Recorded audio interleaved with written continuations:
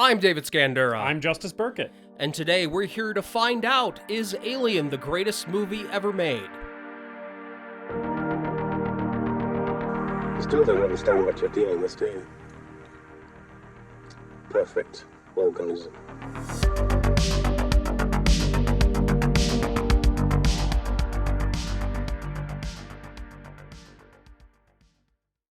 Hello?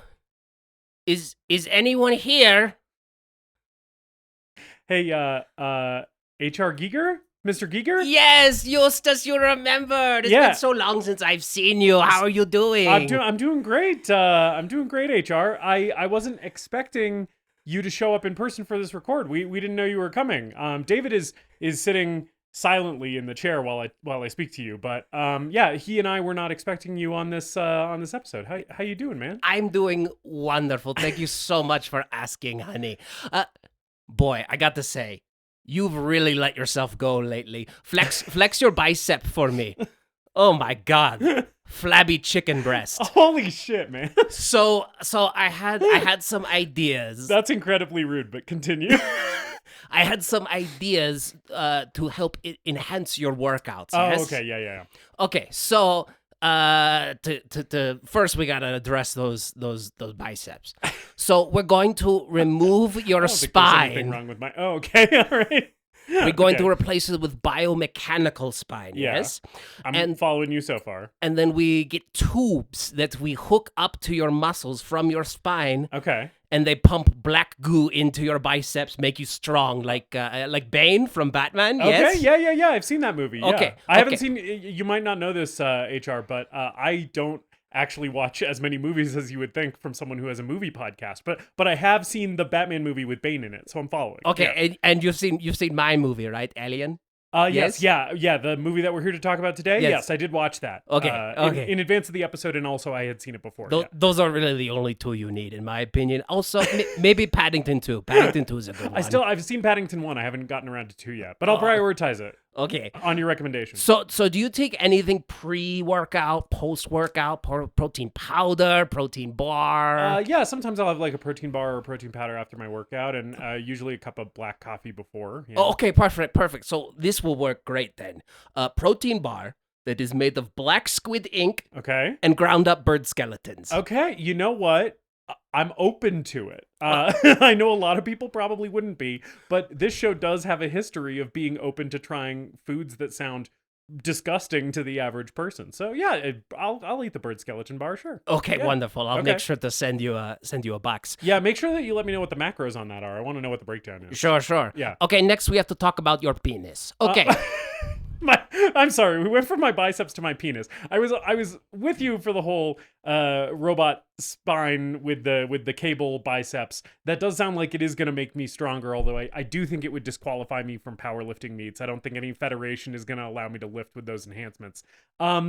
What's wrong with my penis exactly? Your testicles? Yes. They gotta go. Okay. So Well, I mean, I'm not planning on really having kids anyway, so I don't necessarily disagree. okay, works perfectly then. Okay. So we fill your scrotum Yeah. with an egg sac Yeah. that shoots out a volatile acid. You don't have to worry about peeing. You don't have to worry about coming. It's just acid now. I feel like that might introduce some problems with my intimate relationship with my spouse if I ejaculate acid, the corrosive acid. I feel like that might cause some problems in my marriage. So I'm not sure about this one. Well, you're gonna love the next edition I have then. Okay. So at the head of your penis, Yeah. we're going to put an articulated pincer claw. That's Yeah, made okay. out of sharpened, carved obsidian, just for fun, you know? Okay. And you can control it by screaming. Oh, okay. Well, I again not really clear on how I'm going to continue to fulfill the sexual needs of my relationship if my penis is a weapon that shoots acid and has an Oh, articulated sorry, Justus. pincer on Sorry, Justus. I'm getting Yeah. a call. I gotta take this real quick. Hello, yes, this is HR. Yeah. I don't know why I'm responding. You're not talking to me. You're talking to somebody else on the phone. Oh, how are you, darling? Yes. Okay, you want me to make another one? Okay. Do you want boobs, vagina, or penis? Sorry, you have to pick one or all of them. You know how this works, honey. Okay, I'll get working on it right away. All right, ciao. Right. Sorry, Justus, that was Jonathan Davis from Korn. Oh, yeah. He wants me to make him a new microphone stand. I can't stay in chat. I gotta get working on that right away. Oh, well, that's a shame. We would have really liked to get some behind-the-scenes insights from you during our conversation on the film Alien. But I understand. It's work stuff. We'll have to do it another time. Yeah. Love you so much. Great to see you. I'll get back to you with some of those ideas that we had. Talk to you later. Goodbye. Okay, bye. Goodbye, David. Have a nice podcast. Make sure you send some of those bird skeleton bars my way though. Oh, of For course. real. Yeah. Of course. I'll ship it I was first serious about class. Okay. Goodbye, loves. Wow. Sorry, listeners. Our podcast was crashed before we even got to our official intro. David, H.R. Giger didn't address you at all, except for when he said goodbye to you at the very, very end. Yeah. Is there some kind of beef between the two of you? I said some unkind things about Prometheus, and Okay. he took it a little personally. I did notice that he barely looked at you even. He was focusing most of his attention, I would say an uncomfortable amount of attention on me, and just kind of pretending like you didn't exist. I've never seen Prometheus, so I have nothing good or bad to say about it, so maybe that's why we're on good terms. Didn't know he was such a big fan of the Dark Knight Rises, that guy? Yeah. I was Batman lore in general. I know he did a Batmobile design for one of those movies that never got used. Yeah. But yeah, I also didn't expect him to be so into Paddington 2. But Yeah, there you or go. interested in making me have a cyborg penis, or still alive. yeah, that was also weird. Maybe we should have led with the fact that an ostensibly dead man just walked into my house. I don't know, man. Just another day in the pod studio. You got George Lucas living in the walls. Swiss surrealist H.R. Giger the just ghost wandered of in for some H.R. reason. Giger. I don't know if you need an exorcist, Yeah. or an exterminator, or what. Honestly, I'm just rolling with it, man. Should we start the show? Yeah. You haven't even told the people what show they're listening to. Okay, welcome to The Greatest Movie Ever Made, the show where we watch a movie and tell you if it's the greatest movie ever made. Right. A movie that is so thoroughly entertaining and compelling that while you're watching it, it's the only thing that matters in the world. Right. I'm David Scandura, joined as always by my co-host and the perfect organism, unclouded by delusions of morality, conscience, or whatever the fuck the rest of the quote is. I almost had it. Justus Burkett. Right. That's And- right. I'm doing the Brett thing. I'm doing the Harry Dean Stanton thing. Yes. What a funny joke that is in this movie. It gets a huge laugh out of me every time. It's so fucking funny. Harry Dean Stanton is so fucking funny in this movie. We are here to talk about the film Alien, which you know because we had a whole interruption with H.R. Giger where we teased that, and also because it's the name of the episode. So if you clicked on this, you know what movie we're talking about. David, are you stoked to talk about Alien? Yeah, you bet your fucking ass I am. And why is that, David? Because it's a good movie. Yeah, one of your favorites. Yeah. Yeah. One of your favorites. We'll talk about it, but like it's probably not. So spoilers, David and I both love this movie. There's not going to be an element of tension to this podcast where it's like, oh, what will they say? What will their verdicts be? It's like both of us fucking love Alien, of course.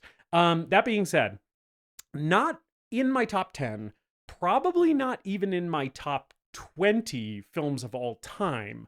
However, a film that I love and consider from a technical perspective almost completely perfect. I was gonna open the podcast by asking you, is this a perfect movie? I think it might. Yeah. I mean, if this isn't a perfect movie, I kind of don't know what is, sort of. There are a couple very minor, like, this visual hasn't held up very well in this movie for me in the theatrical cut, which is the one I watched. And I don't even think that detracts from it being a perfect movie, because both of them are kind of like, it comes down to, this was made in 1979. So it's like, what do you fucking expect them to do? We'll talk about it, but I mean, yeah, I think it is. Yeah, there's like one thing I can point to that's a flaw, and it's the prosthetic ash head doesn't look great. Yes. Because it, they could only make one, and with all the milk and Yeah. liquids that were on set, it dried up and shriveled and kind of locked into that. Yeah. And I think that like Ridley probably could have cut around it a little bit more. Yeah. But this was also his second movie. So Right. like, and that's one of the things, the visuals that I was talking about. There's this specific moment. We'll just talk about it now because we already brought up the head. yeah, we're fucking here, I guess. But the shot where I think it's Ripley is like steadying the head, like when they're reactivating him to get his explanation about all this shit. It's the dummy head, and it looks like sort of like a bad dummy head, whatever. But it's like it's fine. It still is effective. But then they cut directly from a shot of the dummy head to just a shot where it's Ian Holmes' head, and that edit is jarring. I do think in a perfect movie that is maybe one thing you can nitpick, and I'm like, you could have solved that relatively easily by just going from dummy head, oh, we're steadying the head and trying to get it to stand up straight, to reaction shot of Ripley as she's doing that. Cut back to Ian Holmes' head, and it wouldn't be as jarring if you Sure. put something else in between those shots. Yeah. But it's like, if that is the biggest problem with your movie, I think you have a perfect movie on your hands, is basically what I'm saying. You yeah, know? I agree completely. Yeah. This is one of my favorite movies. This is in my top 10.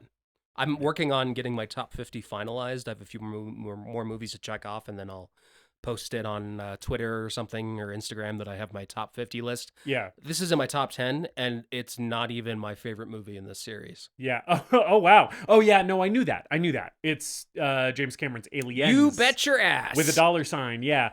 Which, listeners, I have not seen. I have only seen the first Alien film. I have not seen... You haven't seen previous- any of the others? No. I haven't Alien seen... versus Predator, Nope, even? Nope. I've Oh, only boy. seen this one. The reason that it's not in like my top 10 or top 20 is because this is a movie that kind of, and this isn't a negative, but it is a reason that I prefer some other movies that I consider perfect over this one. This movie kind of washes over me, and I don't feel very much when I'm watching it. I am amazed by it, and I'm engrossed in it, but I don't really it doesn't stir a lot of emotion in me. This is kind of just a movie that I can just sit in and chill out in. And maybe that is just because of when I saw it, because I pretty much saw this movie when I was already an adult. This wasn't an early formative horror movie for me. Yeah, this is one of the first R-rated movies I ever saw. Oh, wow. Okay. As a So kid. it does have that attachment for you. Yeah, I don't remember if I saw this or Alien 3 first. Because David Fincher's Alien 3. David Fincher's Alien 3. I had a friend named Sam, as a wee lad in Phoenix, who had a treehouse in his backyard with a game system and a TV set up, and we would camp out in his treehouse in the 110-degree summer weather. In that fucking cramped little sauna of a treehouse, and watch movies. And one night he put on Alien 3, and even then I thought it sucked. I was like, this is kind of bad. It's very funny as realizing that a movie was bad as a child. Yeah. That is such a funny experience to have, where as a kid you're like, oh, movies are great, I love watching movies. And then the early memories where you're like, oh, those can be bad. I can have a bad time watching a movie. That's kind of crazy. Yeah. So it was either this or Alien 3 or The Godfather or Pink Floyd The Wall, the filmed version of The Wall. Yeah. That was my first R-rated movie, because my dad watched all of those with me except for Alien 3. Mine was Mel Gibson's The Patriot. Oh! That's the first R-rated movie I saw. Do you have an emotional attachment to that one because you watched it so young? I just watched it last year. No, I do not, because I only saw it the once, and I wasn't thrilled with it. I had a good time with it as a fucking 12-year-old or however old I was. I remember being oh, fun movie. I saw a guy's head get blown off by a cannonball. That was pretty rad, right? But it didn't wow me because it's not a good movie. Yeah, it's not. I had some fun with it though. Yeah. But yeah, this is one of the few movies that my dad and I actually really connect over. Yeah. Because he loves this movie. Yeah. But he and I famously have vastly differing opinions on movies. Yes, he's the one who wanted to go see Don't Worry Darling really bad. Yeah. Did he enjoy it? He did. Interesting. It's hard. The other thing is it's hard talking about movies with him. Right. Because it's almost like we're on a different planet. Right. The things that connect with him in movies or the things that frustrate him in movies are totally different than the things that I fixate on. That makes sense. He fixates on like plot holes and stuff a lot. Yeah. And weird little minor things. So like I even took Dad to see Dune Part 2 and he read the book after I finished it. And I asked him what he thought of it and he's like, "Well, it was well made. And I liked this and I liked that." And that was the extent of the conversation. He's not wrong. That movie, very well made. But if you want to hear us talk about that, there's an episode on it. Yeah. But no, this movie has loomed large in my life for years. And it's one of my favorites. And I'm super excited to talk about it today. Yeah. And before we do that, I need to know how you are doing. Yeah, we didn't do that. Yeah. I'm okay. I had a weird week and got kind of emotional the last couple of days. One of my pets is going through some medical issues that I did not expect. And it brought up a lot of emotions where I'm like, am I a bad pet owner? It is hard with pets because it's like they can't tell you what is wrong, you know? So you just notice that there's something off about them. And then, I know I also internalize that stuff. And I'm like, this is all my fault. I'm fucking killing this animal who I love and depends on me for literally everything. And it's just like, yeah, your pet's having something wrong with them is definitely a shaky psychological place to be in, at least for me as well. So. Yeah, it was really stressful, and I practically had a therapist session in my vet's office where I was like, "Am I a good pet owner?" And she's like, "Yeah, you're fine. We just gotta work on this." I'm sure that I'm sure vets encounter that a lot. Yeah, I doubt you are the first person to do that, and you will not be the last. Yeah. So as far as I know, we have some habits to change and some medical checkups to do, but it's not an emergency. Yeah. So that's good. That was good. Yeah. So today it's kind of just been like the come down from that. So Right. I've just kind of crashed this whole day and just like went husk mode a little bit. Yep. To borrow a quote from the Podmaster. Yeah. How are you? I don't have any immediate recommend. I've watched a bunch of stuff. I don't know. Like fuck. Go see Monkey Man. Monkey Man's cool. Okay. Directed by Dev Patel. I've been meaning to see it. Fun movie. Yeah, I should go out for that one. Don't have much else to recommend. I've been playing Alien Isolation all week and watching Alien documentaries because it's Alien Day. Yeah. Actually, today it's 420. Hey. But when this comes out, it'll be Alien Day. Justus, how are you doing? I am doing pretty well. I had sort of a mixed week where for the first half of the week, I feel like I was in kind of a low point motivation-wise and psychologically. I was just having a hard time getting shit done, both like work stuff and also just basic life upkeep stuff. And then in the middle of the week, I felt myself kind of climbing out of that, and I ended the week on a little bit more of a high point. So overall, I'm doing pretty well. In terms of media recommendations, I watched the movie Pulse. From 2001, the Japanese horror movie, and really fucking good movie. I highly recommend it to horror fans. It is bleak and devastating. Massive trigger warning for suicide if you're going to watch that movie. If suicide in media is something that is going to be triggering for you or upsetting for you or something that you can't handle, don't take this recommendation. Don't watch Pulse.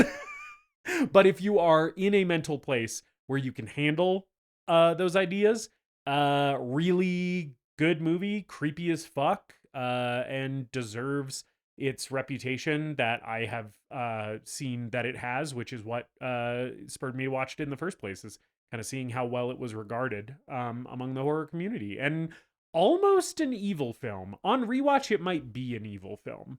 So that was also a thing I really enjoyed about it, is just so much of the tone and the message of that thing is like, life is fucked, everything is shit, and there's nothing you can do about it.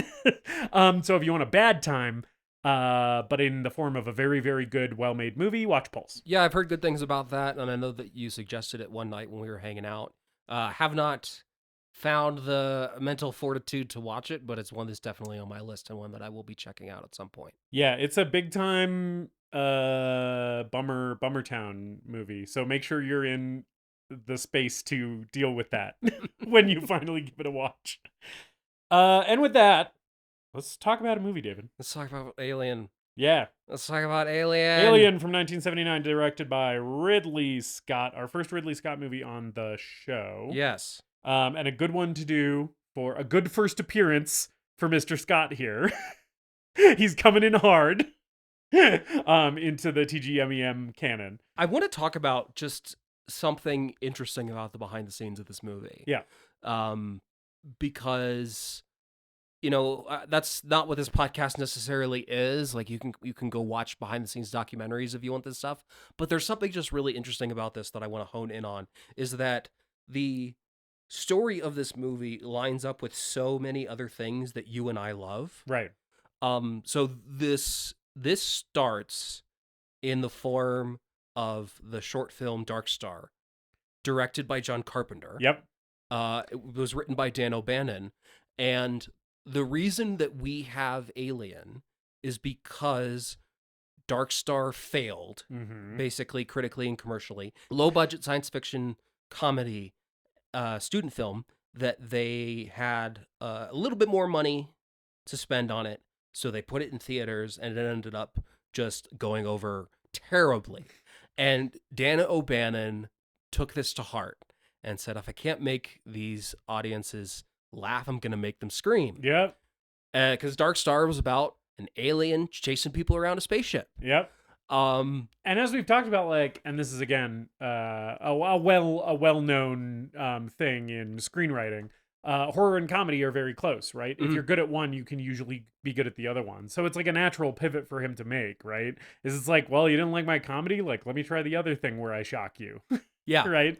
So Carpenter and O'Bannon have a falling out. Yeah. On Dark Star, and Carpenter goes off to do his career in Assaults on Precinct 13. Yeah. Dan O'Bannon meets up with Ron Shusett, and they start working on scripts together. And one of those scripts goes on to become Total Recall. It's the adaptation of We Can Remember It For You Wholesale by Philip K. Dick. Right. So they're working on Total Recall and Alien, and then Dan O'Bannon gets hired to do Dune. Alejandro Jodorowsky's Dune, based on the effects that he did for Dark Star, where he meets Ron Cobb, where he meets H.R. Giger. And Dune falls apart. Dan O'Bannon comes back home and starts working on Alien. And, of course, there's the famous story of they're trying to figure out how to get the alien onto the ship. They're stuck at a point in the script, and Ron Shusett wakes up in the middle of the night and calls Dan and says, I know how we get the alien onto the ship. He screws one of them.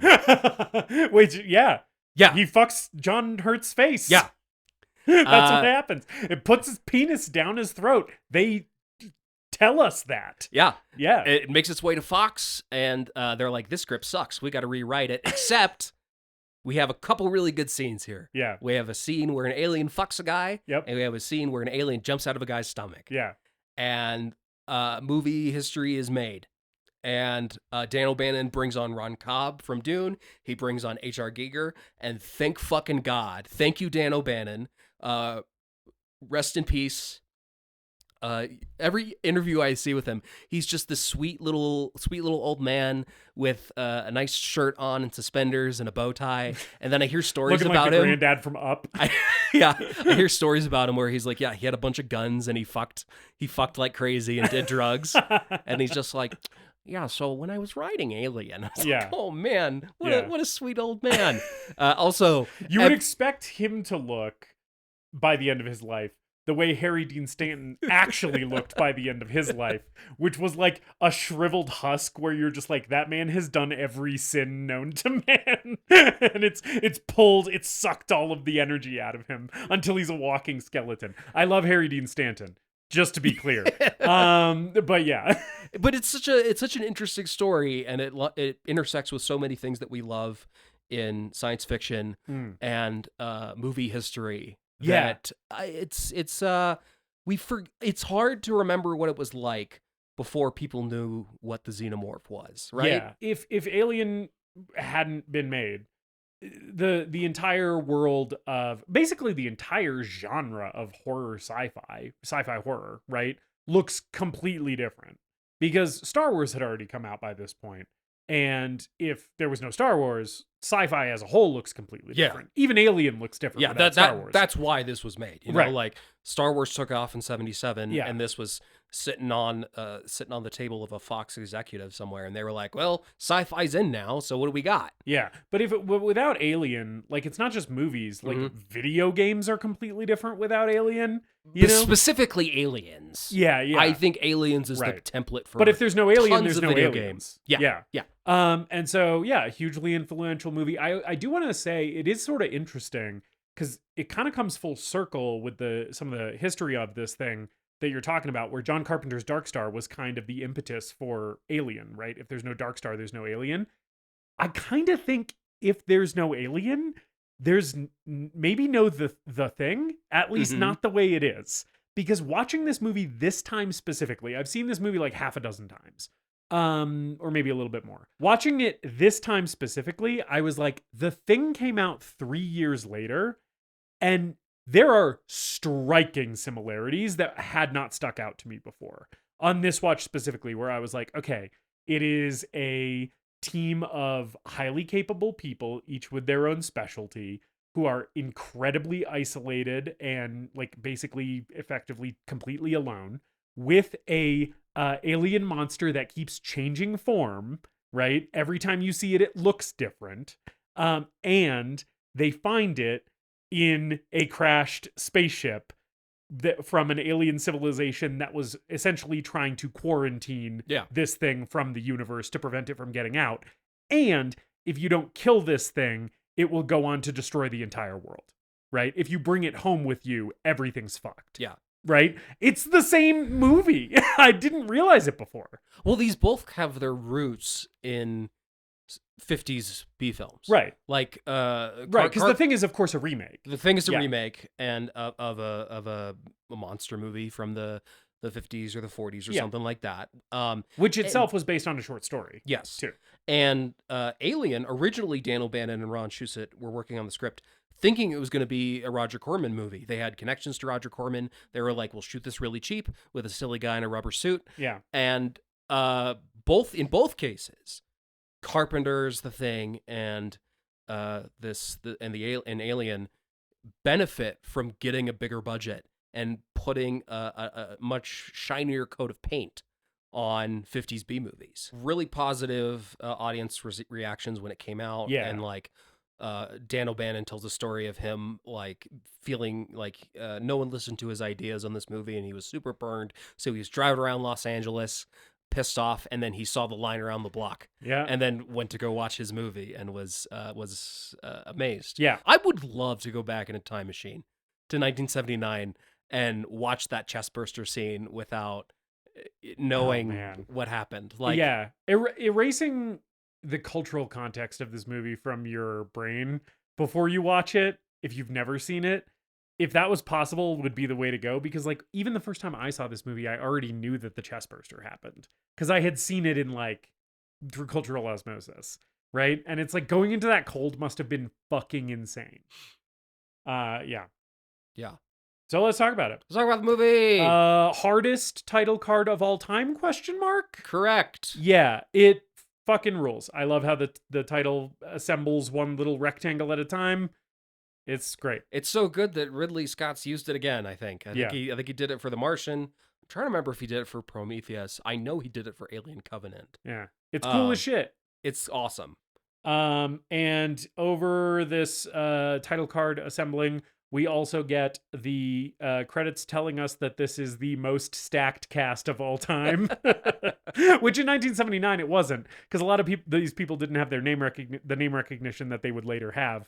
But yeah, fucking John Hurt, fucking Harry Dean Stanton, fucking Sigourney Weaver. You got the gang's all here. This is Sigourney Weaver's first movie. Yeah, it's crazy. Holy shit. Yeah. It's nuts that she is so young in this. It's nuts that Bilbo Baggins is a robot.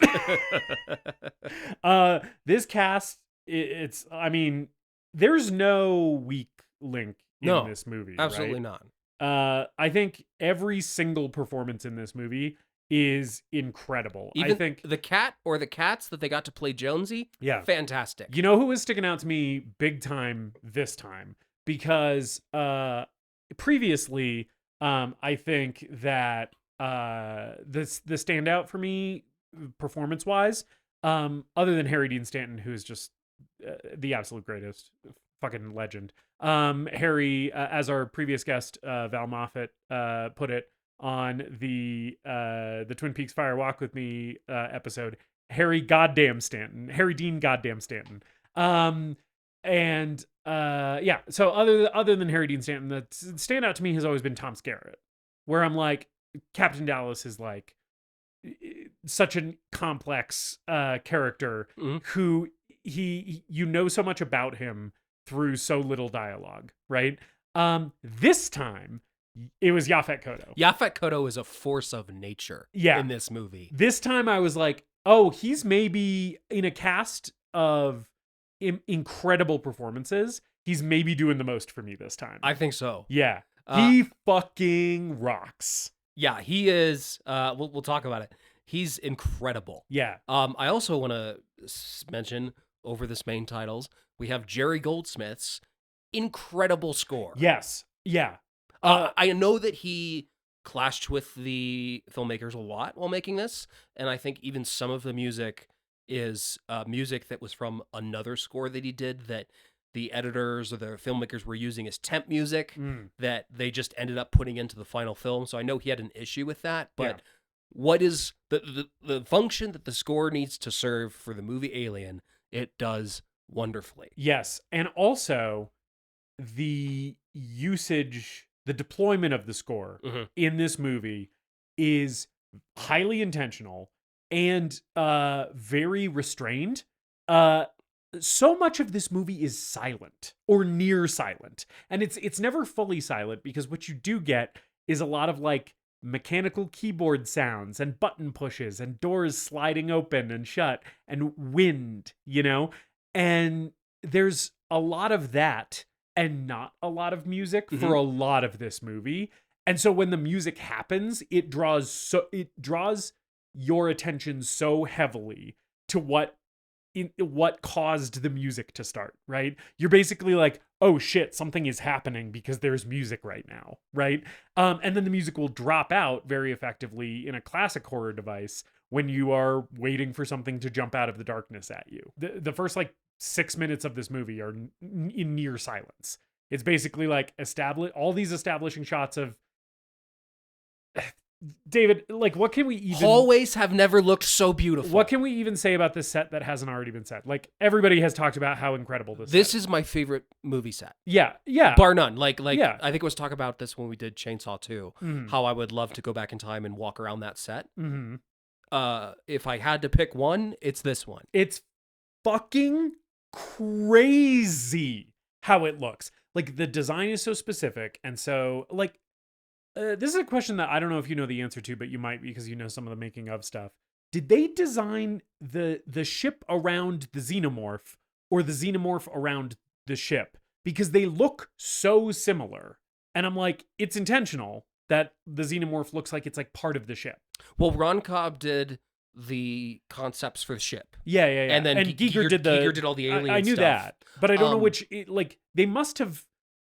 one must have been informed by the other. There's similar ideas, like Ridley Scott wanted certain stuff to look kind of gothic, right, and stuff to have kind of some religious or like Egyptian, Aztec, like some of the patterns on the walls of the Nostromo. Yeah, even the like Weyland-Yutani, one of the symbols that they have stamped all over everything does kind of look like an Egyptian or Roman like eagle standard. And the medical bay where they put John Hurt, where they put him into like it looks like a glass tomb when he's in there with the facehugger on him, like all that shit is it's all so crazy. Yeah. The cryosleep pods are amazing.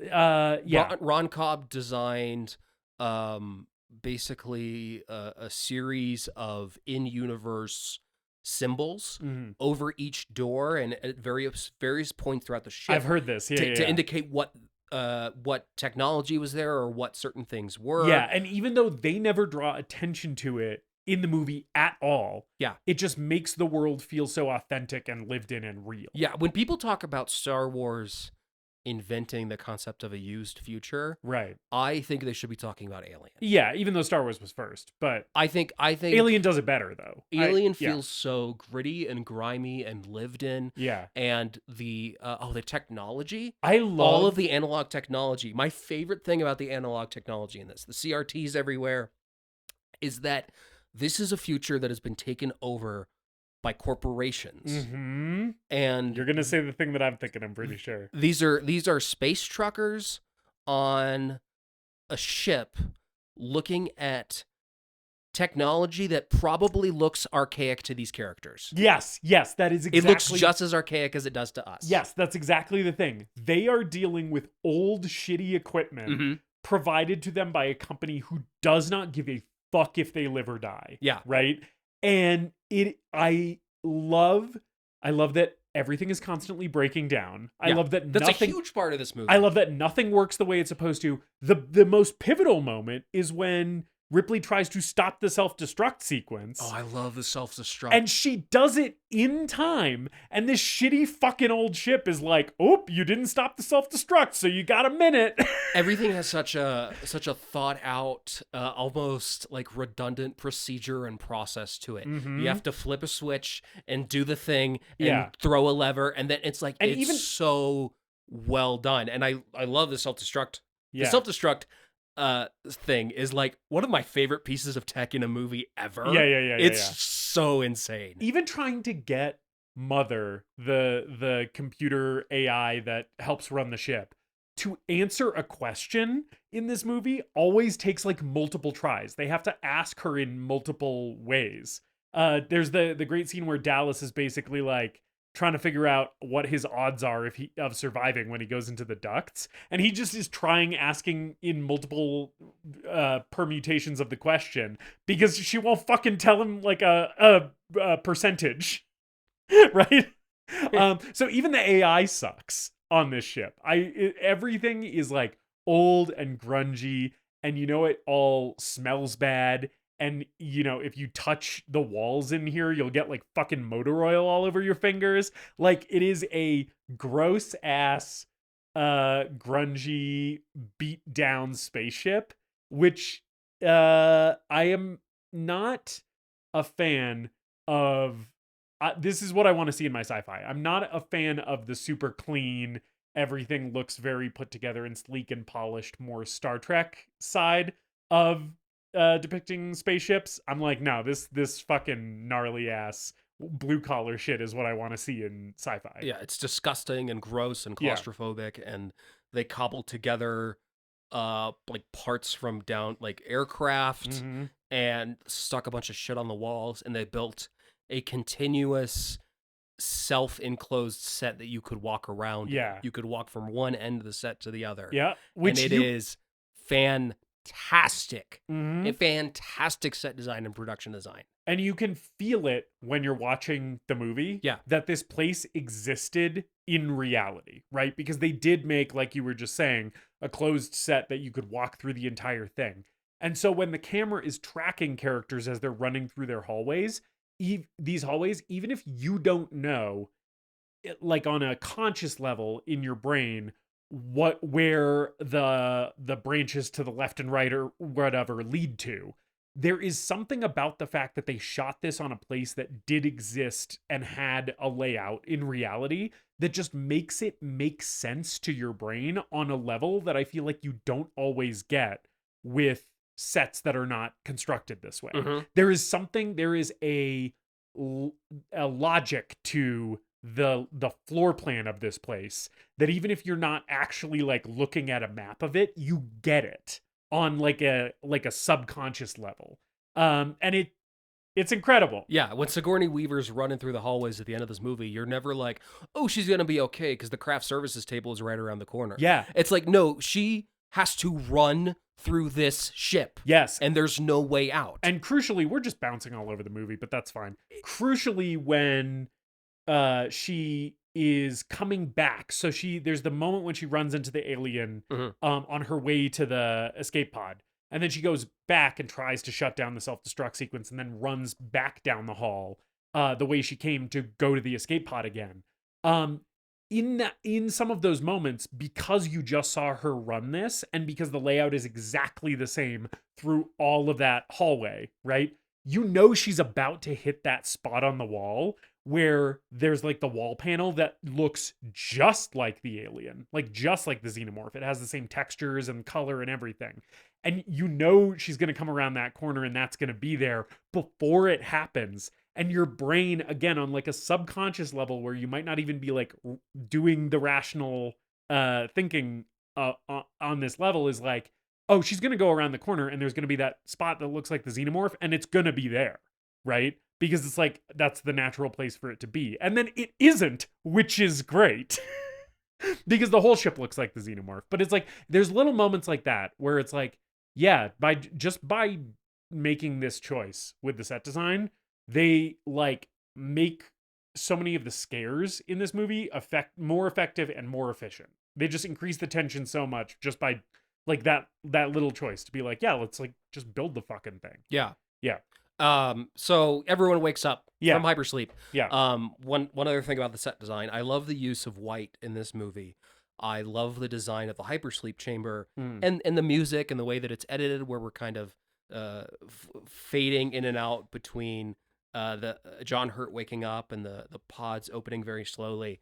And this to me evokes imagery of like, I don't know, it feels like heaven almost. It feels like birth.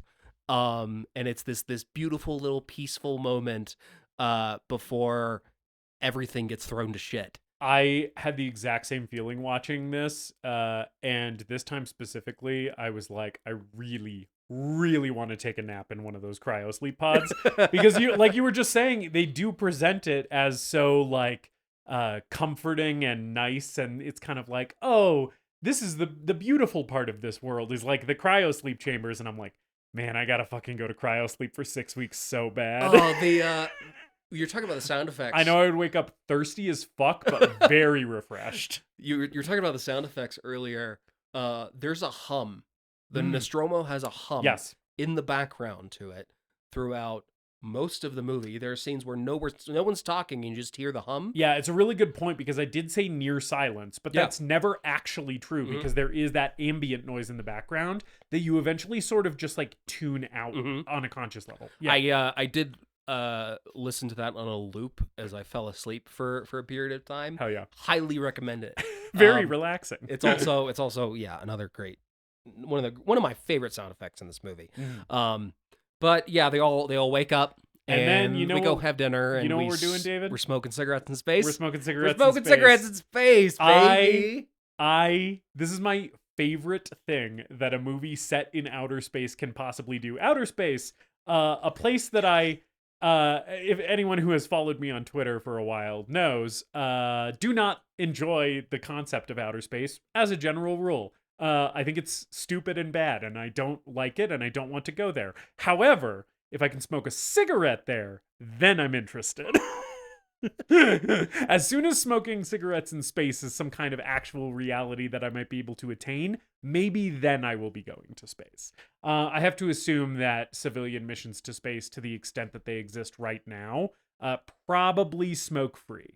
Although maybe if you're a billionaire, you can just do whatever you want up there. I don't fucking know. Maybe Elon Musk can smoke cigarettes in space if he wants to. Yeah. I can't imagine Jeff Bezos smoking a cigarette. He's probably too much of a weird health. Yeah, one of those people that's like, I'm 60, but I have the body of a 30-year-old. Yeah, and the blood of actual 13-year-olds that I have harvested to inject their blood into my veins to keep me young or whatever the fuck. Whatever the fuck that lizard guy's doing. Yeah, so we're smoking cigarettes in space.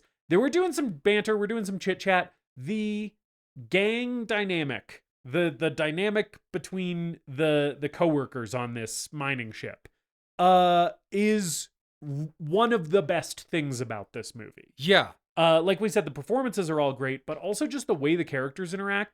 You learn so much about how each of these people feels. Mhm. There's like 7 people total. You understand the dynamic Yeah. and the class system of the ship. And how each of them individually feels about the other 6. Yeah. You pretty much know that about every single character by the time people start dying in this movie, which makes the deaths hit harder because you're like, oh, fuck, I know that, that Lambert felt this way about Brett, right? And it's like so now like that death hits me in a specific way because I know the emotional stakes that this person's death has for the other characters. And they do that so efficiently in this movie. So much of it is just like scenes like this, where they're just like sitting around the table, hanging out. The dialogue is basically nothing of substance for most of it. It's just people talking over each other, and you can kind of catch glimpses or little whiffs of the conversations. And I think it's fantastic. And Ridley Scott's direction is doing a lot of it, right? Because when he wants you to notice how somebody is reacting to something that one of the other crew members said, he will do a quick cut of their face or just position the camera in such a way where their face is the focal point of the shot, and you get that micro reaction, and you're like, hey, clock that. If you watch... It rocks. If you watch this movie knowing that Ash, played by Ian Holm, is an android and is going to betray them, he is playing that this entire movie. Yes. There's so many reaction shots where he's alone. Just watch what he's doing. It's all there on his face. While we're talking about it, because I'm probably going to forget this thought by the time we get to the actual scene, one of the big moments of that for me is when Kane wakes up after the facehugger gets off of him. And he says, they asked him what he remembers, and he says he was dreaming of being smothered. And there is a reaction shot of Ash's face where he looks sort of like he is confused, like he kind of doesn't understand. And it's such an interesting moment for me because I'm like, oh yeah, he's trying to like figure out on a computing level what that means, right? He's trying to like figure out more about the creature from the fact that like Kane was dreaming about someone smothering him while this thing was on his fucking face. And I was like, he doesn't understand human beings at all, right? He has no soul, which is why his reaction to this existentially horrifying line that Kane has about this experience that he just had is basically like, okay, but what does that mean about the thing? Because the thing is it's priority 1, right? It's just that little moment was like such a great encapsulation for me of what you were just talking about. Yeah. So they're all talking and bantering, and they're wondering why they've been woken up, and they go to check to see that they're way off course. They're not. They're only halfway back to Earth. Yeah. And they have transmission from a nearby planet, and this is another great moment where we learn dynamics about these characters. So Parker and Brett are the two the guys who work in the lower decks, fucking around with machinery and engines. They're bitching about their shares for this whole movie. They're not going to get paid what they want. And company policy is if there's a distress signal, you have to go check it out. And they're like, we're not getting paid enough for this. Yeah, this was the moment on this watch where I was like, I think Parker, played by Yaphet Kotto, is my favorite character in this entire movie. Because he's the one basically being like, this isn't our fucking job. We're just here to run this mineral ore. Like, what the fuck are we even talking about here? And Ash is basically like, well, if we don't do it, you don't get paid at all. And he's like, well, never mind. Let's go down there. The two smartest people in this movie are Ripley and Parker. Yeah, absolutely. Although I would argue Ripley, there's more, because she is often held up as like the smart one of this crew. Sure. I do think that there is a thing that, again, on rewatches is more clear to me, which is she also does have a key logic flaw that is part of her character, like a key blind spot, which is until the revelation that they have been sent on this mission to this planet to collect this alien at the expense of their own lives, and that the company doesn't give a shit if they live or die. until then, she is so rigid about like, we have to do this by the book. We have to do everything according to code. The company wrote the rules that she is such a stickler about enforcing. And I kind of think that that is like her blind spot, where it's like, yeah, you are the best at doing your job. You are the most on top of your shit. However, I think she's sometimes a little too focused on doing things by the company handbook, when the company who wrote the handbook fucking doesn't give a shit if you're alien chow. Is there an example you can think of? So the one that was somewhat sticking out for me was the one where she was wanting to stay on the planet longer. Mm-hmm. And Dallas is like, no, let's just fucking take off right now. Because she was basically like, oh, we need to like do all this other shit before we can take off. And he was basically like, no, like, let's just get this thing in the air and get the fuck out of here. And I think some of what she's suggesting that they fix, like the visibility on B and C decks, maybe is a thing that she mentions. I think that maybe comes back because that's maybe why we can't detect the alien very accurately later on when Dallas is in the air vents. So like, maybe she's right, but I'm sort of on Dallas's side there, because it's like, we just found a thing on this planet that is fucking a guy's face in the infirmary right now. Why would we stay here longer? Like, there could be other shit out there. Who knows what the fuck is out there? Like, let's just get into the air and off this fucking planet so that we're not just like fucking around holding our dicks until like all the regulation stuff is done, you know? So even though she's maybe technically right there, I was like, I also see Dallas's point, because the company doesn't give a shit if you come back with like sensors out on B and C decks. See, I see Dallas. Yeah. As like you said, a very complex and very interesting character. Yeah. And this watch, it occurred to me so clearly that the movie, again, 1979, Sigourney Weaver isn't a big star. This isn't a giant franchise yet. Ripley is just another red shirt on this ship. The movie's positioning Dallas as the hero. Yes, absolutely. Until you realize Dallas has no business being captain. Oh no, he's bad at his job. He's impatient. Mm-hmm. He doesn't listen. He's just constantly frustrated and acts like he doesn't want to be there. Yeah. And Tom Skerritt does a great job with that performance. Yeah. But that like, let's just get off the planet. That was another one of those moments for me where it's like, no, you probably should sit here and do some repairs and then head back. But what if there's more fucking facehuggers? I don't know. I'm sort of with, and the thing is, I agree with you. Yeah. And I do think that Dallas is bad at his job and is a bad captain and gets his crew killed to some extent, right? I also think he is the character who I see the most of myself in this entire movie. Because this is me at work, right? Where I'm like, it's fucking good enough. Like, now this is somebody else's problem. Mm-hmm. I have done my due diligence. I can just move on past this. I don't give a shit, right? Because I know this company doesn't give a shit about me, and I don't give a shit about this company. So I'm going to put in the minimal amount of effort. The difference is I'm not a captain of a spaceship, and nobody dies if I half-ass my job. But I do, I find him incredibly relatable because of that. Yeah. So they land on the planet. Yeah, they land on the planet and they get out and walk to one of the Halo rings from the video game series Halo. They walk to that ship from Prometheus. It does also sort of look, and this is, I'm sure, completely unintentional on George Lucas's part, like the Trade Federation ship in Phantom Menace. It kind of has that almost complete circle with a little chunk out of it thing. The donut. Yeah. The donut with a bite taken out of it. Yeah, it's weird that spaceship from this movie looks so much like that other spaceship from a movie that came out way later. But I would never accuse George Lucas of stealing ideas. That he's known to not do that.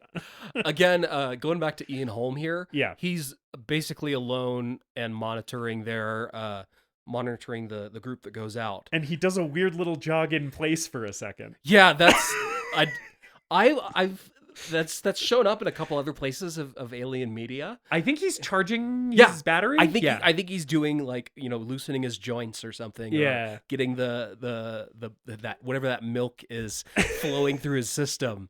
But Ian Holm's performance here is great. Just watch what he's doing. Watch how he reacts. There's a moment I think where the transmission cuts out, and he goes, "Shit." Yeah. That's how I say shit every time I'm frustrated. Just like Ash. Yeah. So obviously, as we already alluded to, later we find out that he's a robot. Yeah. Even if he's not a robot, this is a type of guy who exists in like all bureaucratic institutions, right? Which is one of the things I love about Ash, where it's just like, he only cares about the rules if they serve his own personal agenda. Mm-hmm. He is extremely dismissive of everybody, even if they have a position of authority over him, especially women. Right? And I just feel like I've worked with this guy at every job I've ever had. He's the guy in IT that you wouldn't be surprised if one day he shows up with an assault rifle. Yeah.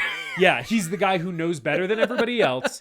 He views other people as lesser, less intelligent, less capable, when really he's the one fucking shit up the most. Yeah. Well, and there's a scene at some point where Ripley asks Dallas about him, and Ash was like, this is the first time they've shipped out with Ash as a science officer. They replaced Dallas's usual science officer like 2 days before they left. And that adds so much corporate intrigue and suspicion in this movie. Yeah. And it's everything that happens with Ash, I think, is beautifully set up Mm-hmm. and paid off throughout this film. Agreed completely. So they walk across the alien planet. LV-426, which is not named until Aliens. Oh, yeah. We should talk briefly about just how the planet stuff looks. Yeah. Because this is the other location other than the ship that we get in the movie. Yeah. So, like, before they get to the donut, it is sort of just... Ash describes the planet as, like, primordial, Mm-hmm. right? It's like its atmosphere is completely unbreathable. It's, like, mostly methane. There's like these crazy storms. It's like way too cold for anything to be living. And there's these crazy rock formations, like these spiky, jagged rocks that again look much like some of the imagery in The Prince of Egypt. Like they would be on a metal album cover. Yeah. Although in Alien's case, it's like, no, yeah, this movie literally did influence the visuals that would end up on the covers of metal albums. It's not a mistake that metal albums album covers look like Alien. Everyone who has designed one has seen the movie Alien. But there's also there's some cool stuff in the sky. Mm-hmm. You can kind of see I think another planet off in the distance. Yeah, it's like a moon or a sun or another planet, and it's probably just a light at the other end of the studio. Yeah. Or of the set. But it's great. I love Ash's use of the word primordial, because this planet feels ancient and evil. Yes. And the ship itself also feels ancient and evil and mysterious.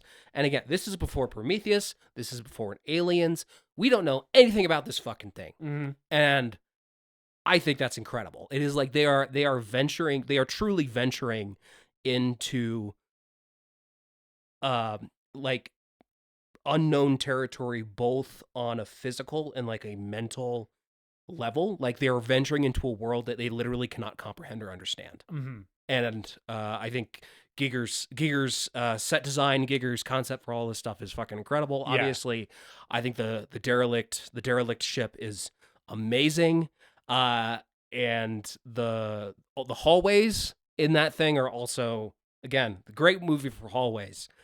Oh yeah. Hallways are fucking amazing in this thing. Yeah, yeah. And one of the things that we see inside this alien ship that looks like a donut with a bite out of it is a dead guy fossilized in a chair whose ribs have exploded outward.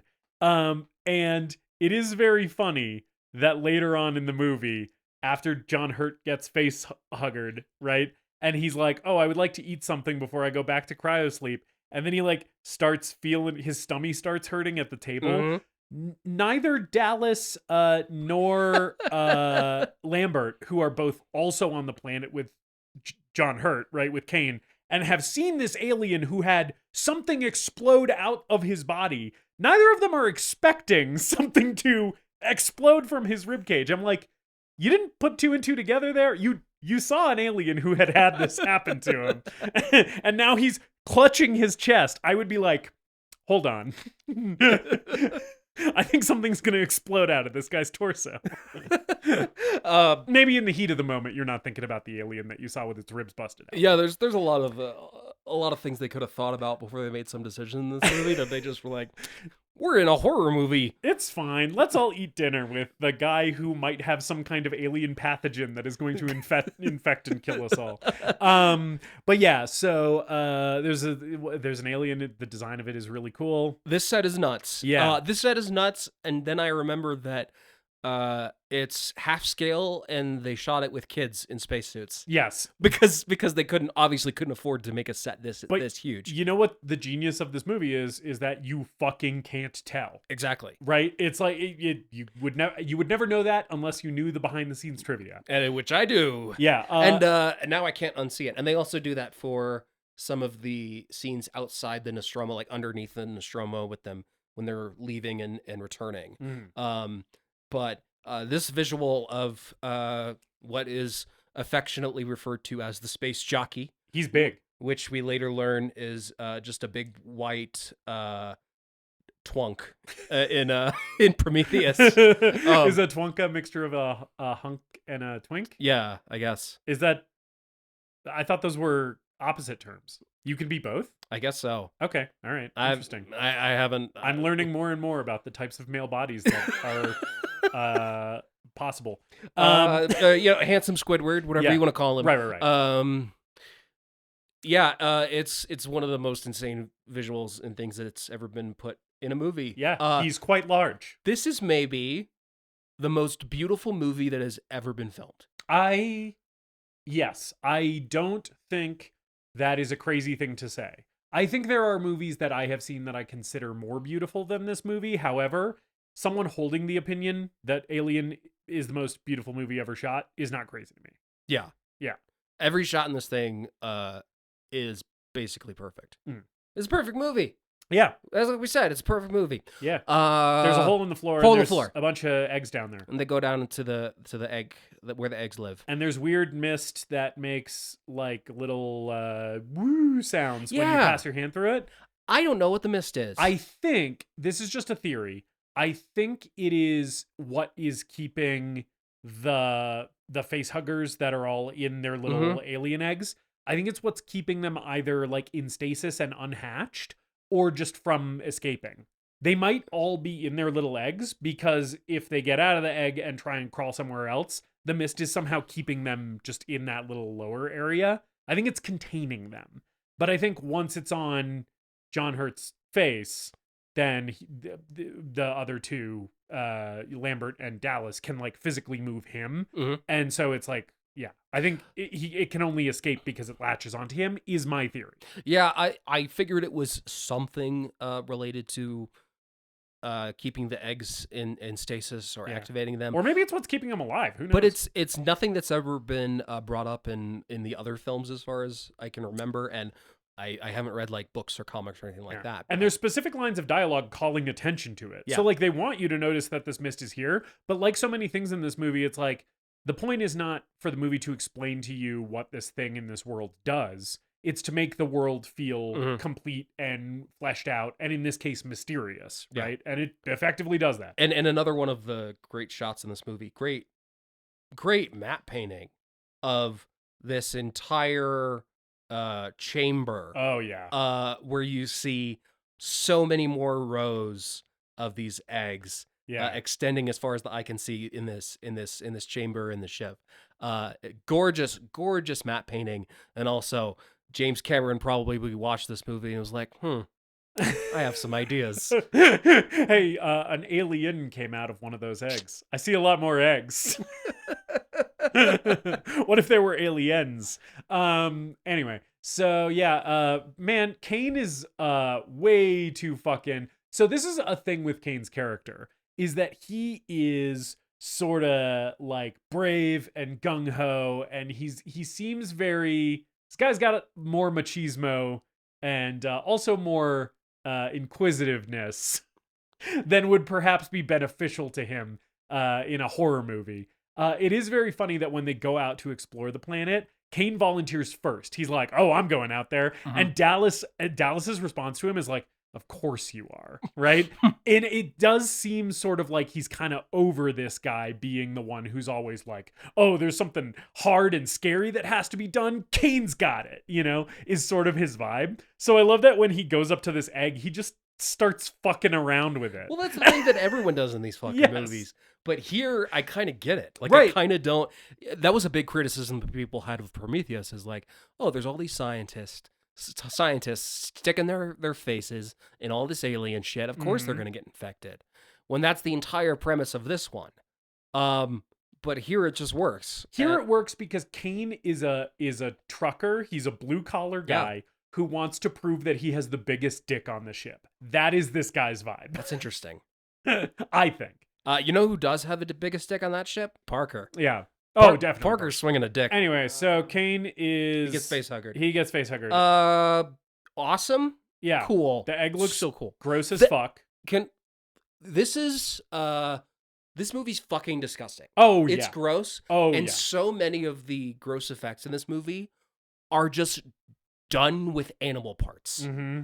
It's like sheep stomachs and livers, and when Ash is studying the underside of the facehugger after it's dead later, that's just like seafood, like oysters and clams that Ridley Scott just sort of arranged. Which is funny because that's exactly what it looks like. Yeah. And in watching it, I was like, except for the acid blood thing, if you gave this to me on ice with a lemon wedge, I'd slurp that shit down. I like raw oysters. I like raw clams. I'm a big seafood guy. And I was like, that's disgusting. And also, I'm a little hungry. But yeah, the inside of this egg looks fucking revolting. It looks like a tight ball sack. Instead of like a loose wrinkly ball sack, it looks like a ball sack that has been like stretched to tautness is what the inside of the egg looks like. It's gnarly as fuck. Also, in addition to being gross, this movie is very wet. Not just Great wet movie. Yes, not just the A lot of sweat. creatures, a lot of sweat. At points in the Nostromo, there's just water falling from the ceiling. Oh yeah, that's the classic Rain and Chains room. Yes. What every ship that's ostensible intended purpose is to transport 20 million pounds of mineral ore. What every ship like that needs, which is a room where you get rained on and that has wet chains in it. But yeah, it's very wet. Yeah, a great wet movie. He gets facehuggered, and it's the coolest thing that's ever been in any movie ever. Sound effects are amazing. The editing's great. Awesome. And then It's also, even if you know it's going to happen, which most people watching this movie for the first time in our day and age will know that this happens in this movie because, cultural osmosis, like this movie's just spoiled for most people before they see it. Even knowing it happens, it's scary. It's scary as fuck when this happens. It's very frightening. And yeah, so then they bring him back to the ship. And this is one of the moments where Ripley, being a stickler and going by the company handbook, is not a thing that I have a critique with. Okay, because she's right as fuck. yeah, she has command of the ship basically when Dallas and Kane are out. Yeah. And they say something's attached to his face. She's like, I'm not gonna let him in. I'm not gonna break quarantine. We could all get infected and everyone could die, and that's exactly what happens. Yes, and she is 1000% correct. And Ash overrides her. He hits like the override button on the yeah, he doesn't door. even say anything. He just doesn't follow orders. Yeah. And they let him in, and they go to the infirmary and try to remove it. Yeah. And they discover it's like feeding him oxygen. Yes, through a penis that is down his throat. Yes, They this don't is call it a penis, but it's a penis. This is a movie about penises and vaginas. yes, They go into vaginas in the derelict spaceship. yes. It It is also very much a movie about sexual violence. Yes. This movie is a sexual horror movie. It is a movie about how traumatic and frightening it is to have a body that can be violated and to experience violation. Well, and it's about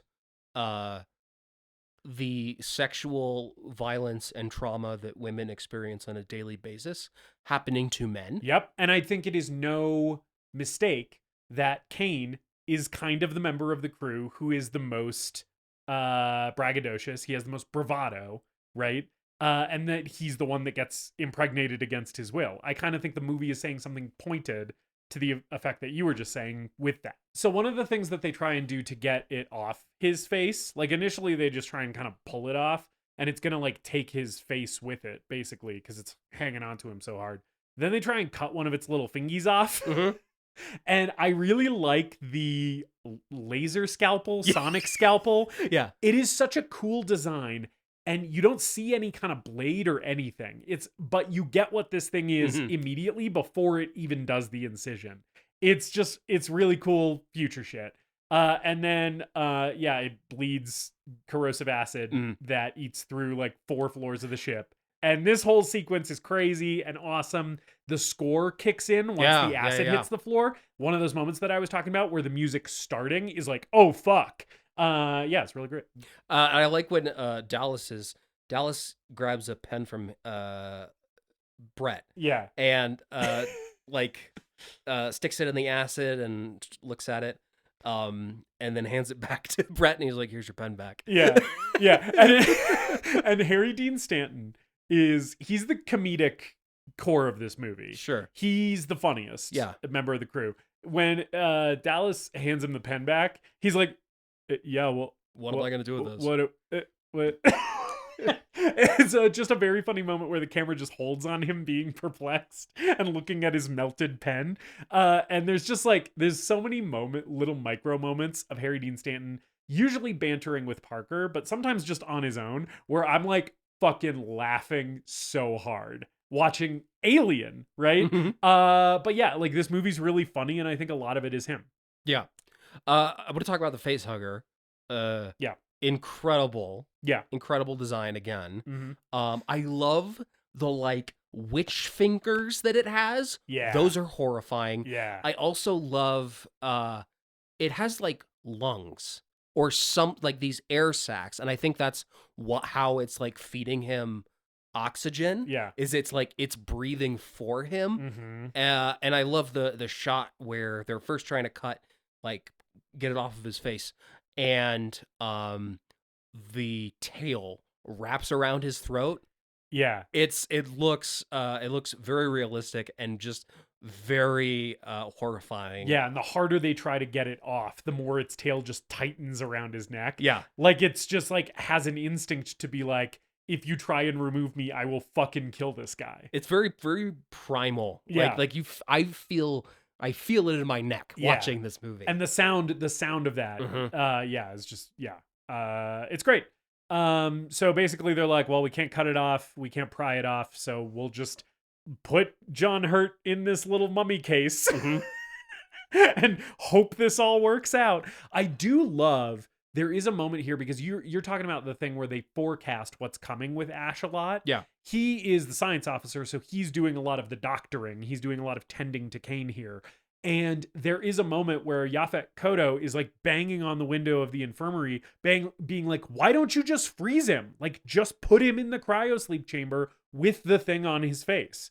And there is never an answer provided to Parker as to why they don't just do that. And the reason is because Ash, his entire responsibility is to get the alien back to the company, and he's not going to do anything to jeopardize its survival, right? So it's like, cryosleep might kill it, so we're not going to do that. Like, well, and every option they have that comes up, like Ash has a response to, except for that one, where he's like, We cut it off. It seems like it's feeding him oxygen. It could kill him. Mm. When really he's just like, let's leave it on his face and see what happens. Right.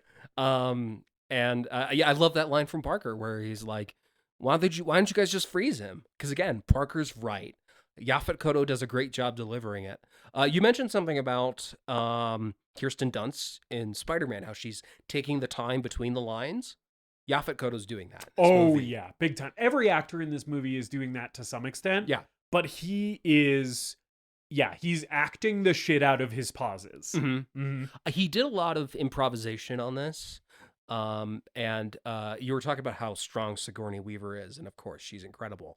She was apparently very nervous on this set and very unsure of herself, being her first movie and everything. And she and Yaphet Kotto clashed a little bit because he would improvise and she wouldn't know how to react to that. Yeah. And a lot of it was this power struggle between Parker and Ripley, where Yaphet Kotto would do something really braggadocious and out there and was wanting to get a reaction out of her that projected strength. So they were like, whenever they're arguing or they're fighting and she's like trying to get him to shut up, his instinct as an actor was like, no, you make me shut up. Yeah. And then I will. That's funny knowing that, because there's a moment later in this movie where you can see that very, very clearly. Like, now that I know that, there's a moment where I'm like, that's absolutely where that was coming from, which is the moment where she yells at him to shut the fuck up. Because he's like going to refill the flamethrower or whatever. Yeah. And as he's walking out of the room, he's continuing to talk shit. And I watched this with the subtitles on. What he's saying isn't even subtitled. And I'm guessing that's probably because it wasn't in the script and he's just running his mouth. He's just improvising shit talking. And she turns around and she's like, shut the fuck up, Parker. And so I'm pretty sure that that's what that was. He was supposed to be done talking. Yeah, I think and she's so. trying to deliver her line and she's like, I can't fucking talk with you doing that. I think that the two standout performances in this movie for me are Yaphet Kotto and Sigourney Weaver for that reason. Yeah. It's also just insane to think that Sigourney Weaver was ever nervous as an actress or unsure of herself, because she sure doesn't come across that way in this, her first movie. I would never in my life raise my voice at Sigourney Weaver because she would probably kill me. I do think this is part of what I was talking about as in relation to like her being such a stickler for rules, is like maybe a thing that I view as not unilaterally positive as it relates to Ripley. I think part of that is just I was imagining having her as my boss during this movie, and I was like, man, she's a real hard ass. Like, I wouldn't be able to slack off at all with this lady as my boss. And that kind of makes me like her marginally less, even though she is still the best leading lady of sci-fi horror, period. Anyway, so then they're basically like, well, we don't know what the fuck to do with Kane, so like let's just leave him for now. This is around here is when Ripley confronts Ash about opening the door. Or he's doing some science on the, he's looking at some of the cells from the facehugger and doing some analysis. And he's basically like looking into his little microscope. I love that Ripley shows up and Ash turns all the computer screens off like he's been caught watching pornography by his mom. Well, he's just like, don't look at this shit. Because that's what he's doing. Yeah, no, totally. He's up playing playing with a facehugger. He's inspecting it, and he's curious and inquisitive and trying to figure out what the hell this thing is. And crucially, especially later, he doesn't want them to know how much he knows about the alien. Yeah. Because if he lets them know what he has found, they are better equipped to try to stop it. And he doesn't want them to stop it, right? So he's trying to hide how much he's learning about it. But I love this moment here where she's basically like, hey, what was up with you disobeying a direct order earlier? And he gives the classic shitty, toxic white guy / android in the workplace answer, which is, listen, honey, you do your job. Let me do mine. Do you know anything about science? No, I don't tell you how to run a ship. right? You don't tell me how to look in my microscope. I love when she goes to look in his microscope and he's like, don't do that, Don't please. stop it. Well, and you could tell she's kind of prodding him. She's like, oh, Yeah. sorry. Yep, sorry. Yeah, it's great. And I think when she comes up and starts talking to him too, she's like fucking with one of his like medical instruments. She like picks something up and is kind of twirling it around in her hands. And so it's definitely, she is intentionally trying to get under his skin here because he fucking disobeyed like her direct order. And also because he's like a middle-aged white guy who has robot parts of it inside of him, but he appears to be a middle-aged white guy, and she's like a young woman in the workplace. And it's also just like that dynamic too, where she's like, in order to get this guy not to fucking disobey my orders in the future, I have to be an asshole to him. Like I have to be a bitch because that's the only way he's gonna listen to me. If I let this slide, then he's gonna walk all over me. Right. So I just love that whole aspect to this scene as well. Yeah. They return to space, they get the ship repaired, and they take off. And at some point here, the facehugger does fall off of his face, and they go looking for it. Yeah.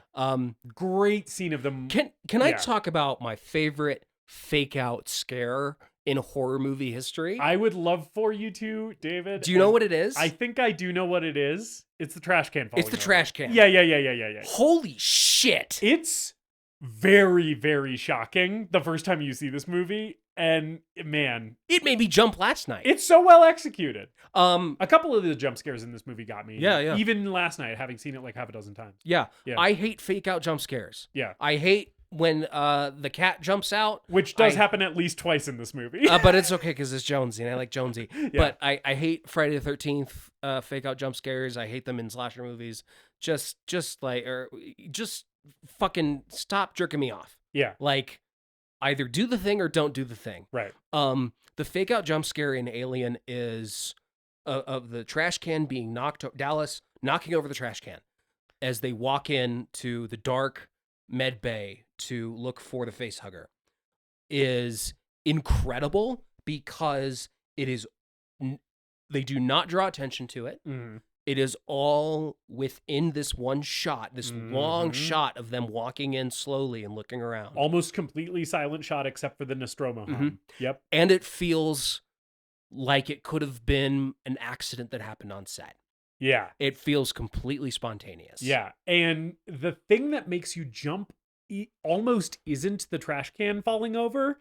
It's Ripley screaming as she reacts to being startled by the trash can falling over. Because there's basically like the trash can is in the extreme foreground of the shot.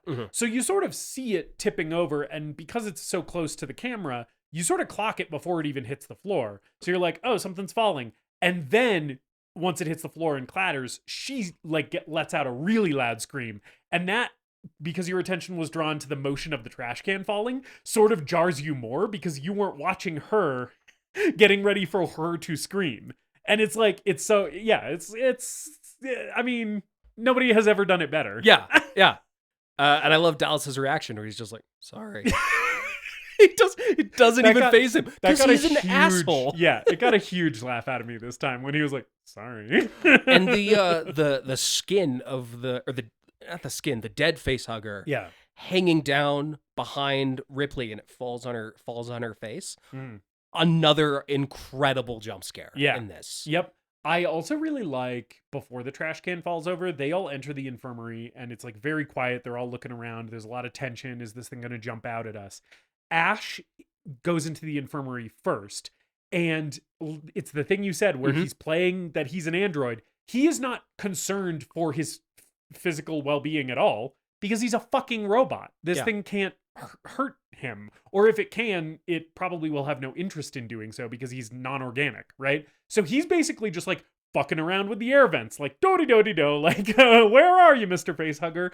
And he walks out of the shot, and then you just don't see where he is or what he's doing until the facehugger falls on Sigourney, and then he comes running. And I think it's so it's such a genius thing to have him just leave the shot like way before the trash can even falls over, because it adds that additional bit of tension where this guy has also been untrustworthy and weird, and now I can't clock where he is. So like, is he gonna fucking jump out? Like, it just makes the tension even stronger. There are a lot of moments in this movie where Ash will be completely by himself in terms of framing. It'll be like a conversation between everyone around the dinner table, and it's like 3 or 4 people in a shot, 2 people in a shot, and Ash by himself. Yeah. And it's a great visual way of separating him from the rest of the group and keeping the tension up with him and keeping the audience's focus on him. Yeah, and like you were saying, his kind of character story is that he just joined them for this mission like 2 days before they took off. So nobody really knows him as well as they know each other. But also you get the impression that nobody likes Ash. Yeah. There's a great moment earlier where they're around the dinner table and Yaphet Kotto comes up to him and is like, "Hey, sorry, you're in my seat." Oh yeah. That is one of the great Yaphet Kotto moments of this movie. Yeah, where he's like, "Will you get the fuck out of my chair, please? You're in my seat. Yeah. You mind getting out of my seat? Thank you." And he brushes it off. Yes. Yeah. Which is like such a he hates this guy. Yeah. And like what he says is, yeah, like, "You're in my seat. Would you mind moving?" or whatever. But the subtext is, "You fucking worm." Yeah. It's easy to forget how important blocking is. Yeah. Yep. To show character relationships. Yeah. And so much of it is done around that dinner table, with the blocking and the editing and everything. I love the dynamic of these characters. Yeah. I just want to hang out with them. And I kind of want to live on this ship. Maybe not if there's a xenomorph, but yes. Yeah, maybe not if people are getting face hugged. Yeah. So yeah, they have the dead face hugger. They do the autopsy that we were talking about before, where it looks like something that I would order as an appetizer at a French restaurant. It looks like what's that called? Fruits de mer. This would show up on my fruits de mer platter. Fruity de mer. Fruity de mer? That's Italian. I don't fucking know. Anyway, doesn't matter. The French. The French. The French. Speaking of Mr. Orson Welles, it did strike me. We had been talking about the cast. We didn't talk about one of the standout performances of this film, the Orson Welles of cat actors. Jonesy the cat, who we have briefly mentioned, and I know he's not in this scene, but because we were talking about Orson Welles, it reminded me that I wanted to make that comparison. Okay. Yeah, this is the best cat actor in any movie ever. Yeah. It's an amazing cat performance. We'll call out specific moments later. But I just wanted to make sure, because we had mentioned that the entire cast was great and we had kind of gone down the list. We neglected to mention that rounding out this incredible cast is the Marlon Brando. Meowlin Brando. Marlon Brand meow. Jonesy is adorable and cute, and he also loves to sit in the dark and watch people get murdered. Yeah, I sort of think he might. There are moments in this movie where you're like, is that cat in league with the xenomorph? I think Jonesy and are the they xenomorph working together? And is the xenomorph, when he's looking at Jonesy in the cat carrier at that one point, is he like, "Hey, thanks, buddy. Good looking out." That's why he leaves Jonesy in the cat carrier untouched, because that's his homeboy. He's like, "Hey, thanks, you delivered a couple of those guys to me on a silver platter." We'll talk about the behavior of the alien. Yeah. When he arrives, which he hasn't yet. He's about to in a moment here, but we'll talk about that because I want to pick your brain on that a little bit. Yeah. Speaking of the alien arriving, basically what happens next is John Hurt wakes up, dressed in a cross between a leotard and a corset, which is a little confusing. Did you clock this outfit that he's wearing in the infirmary? He's got like a blankie draped around his shoulders, but then underneath the blankie, it looks like a leotard that is almost fully unlaced, but has laces that go all the way up like to the neck, basically. I assume there's some medical purpose for this garment, but it does look like something that a burlesque performer would wear. I didn't clock that at all. Okay. I definitely made note of it. I was like, the fuck is he wearing? That looks way too sexy to be medical apparel. Anyway, there is a thing with laces on some of these costumes, though. In some of the shots, you'll see the back of people's pants, and they're like laced up in the back, which I think is cool because it's like, again, that sort of like analog, like low budget. The company is just penny pinching. We're not spending money on zippers, fucking laces. That's what you get on your stock Weyland-Yutani uniform. But yeah, he wakes up and he's doesn't remember anything. He's hungry. So we all sit down for a nice little meal with a guy who just had an alien raping his mouth, which is crazy. Yeah. And his stomach hurt real bad. We all have dinner and his stomach hurt real bad.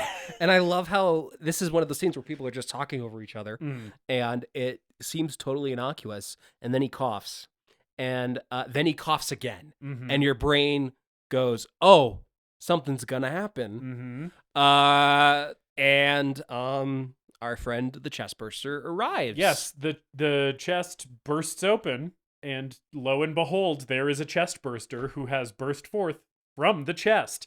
And he doesn't do the little thing with the top hat and the hello, my baby. Hello. That's in Spaceballs. That's in Spaceballs. Different movie. But it is still a little funny. I still think of it.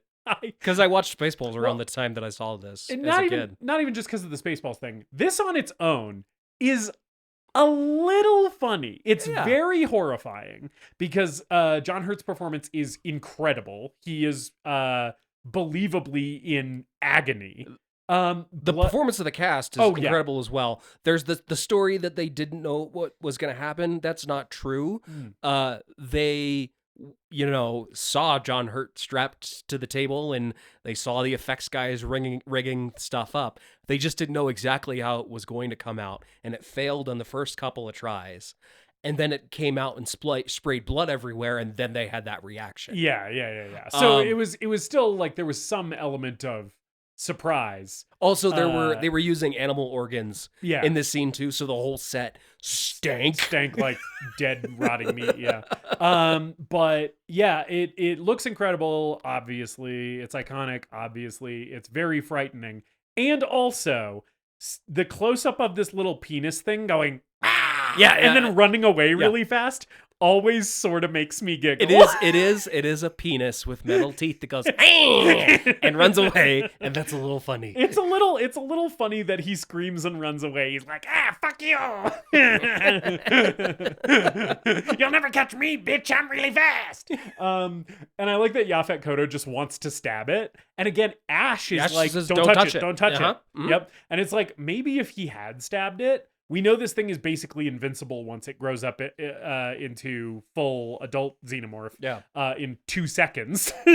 But maybe if you stabbed it at this state in its development, like that would have killed it, So I'm like, man, missed opportunity. But then everyone is traumatized because they just saw their friend's ribs explode. There's a moment when he's thrashing around and the first jet of blood shoots out where everyone stops. Yeah, it hits, and he stops too. And then he starts thrashing again for a second. That pause hits me like a cement truck every time I watch it. Yeah.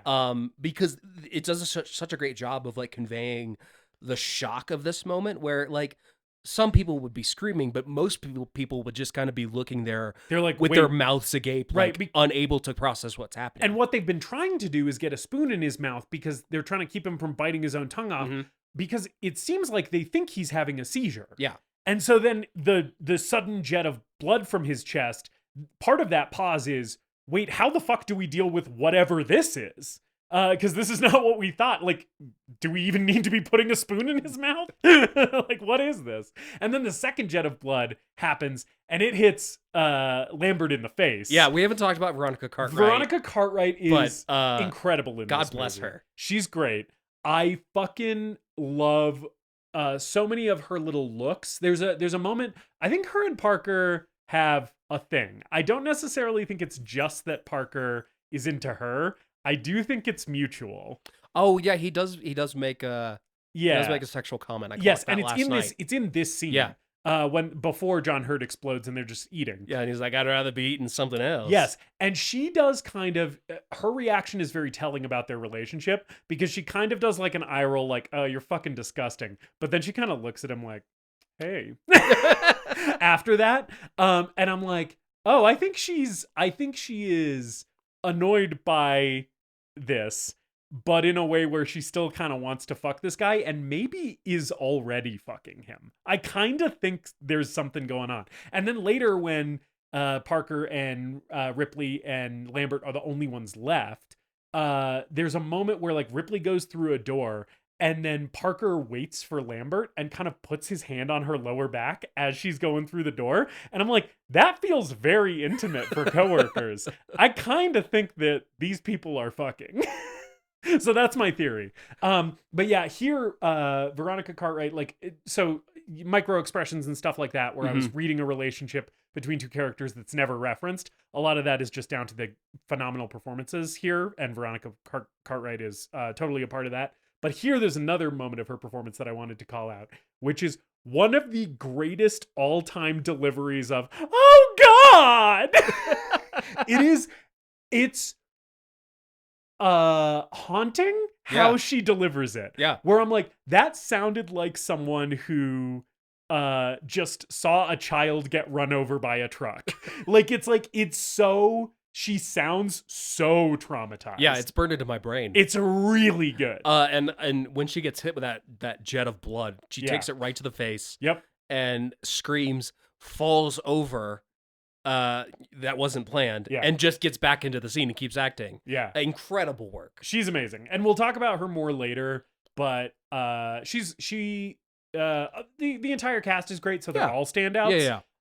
But yeah, there's tons that she's doing amazingly well in this movie. Yeah. And so then they're like, okay, well, now there's a fucking little dick monster running around the halls. Now we're in the movie Alien. We got to do something about that. So we have a space funeral for Kane. Yes.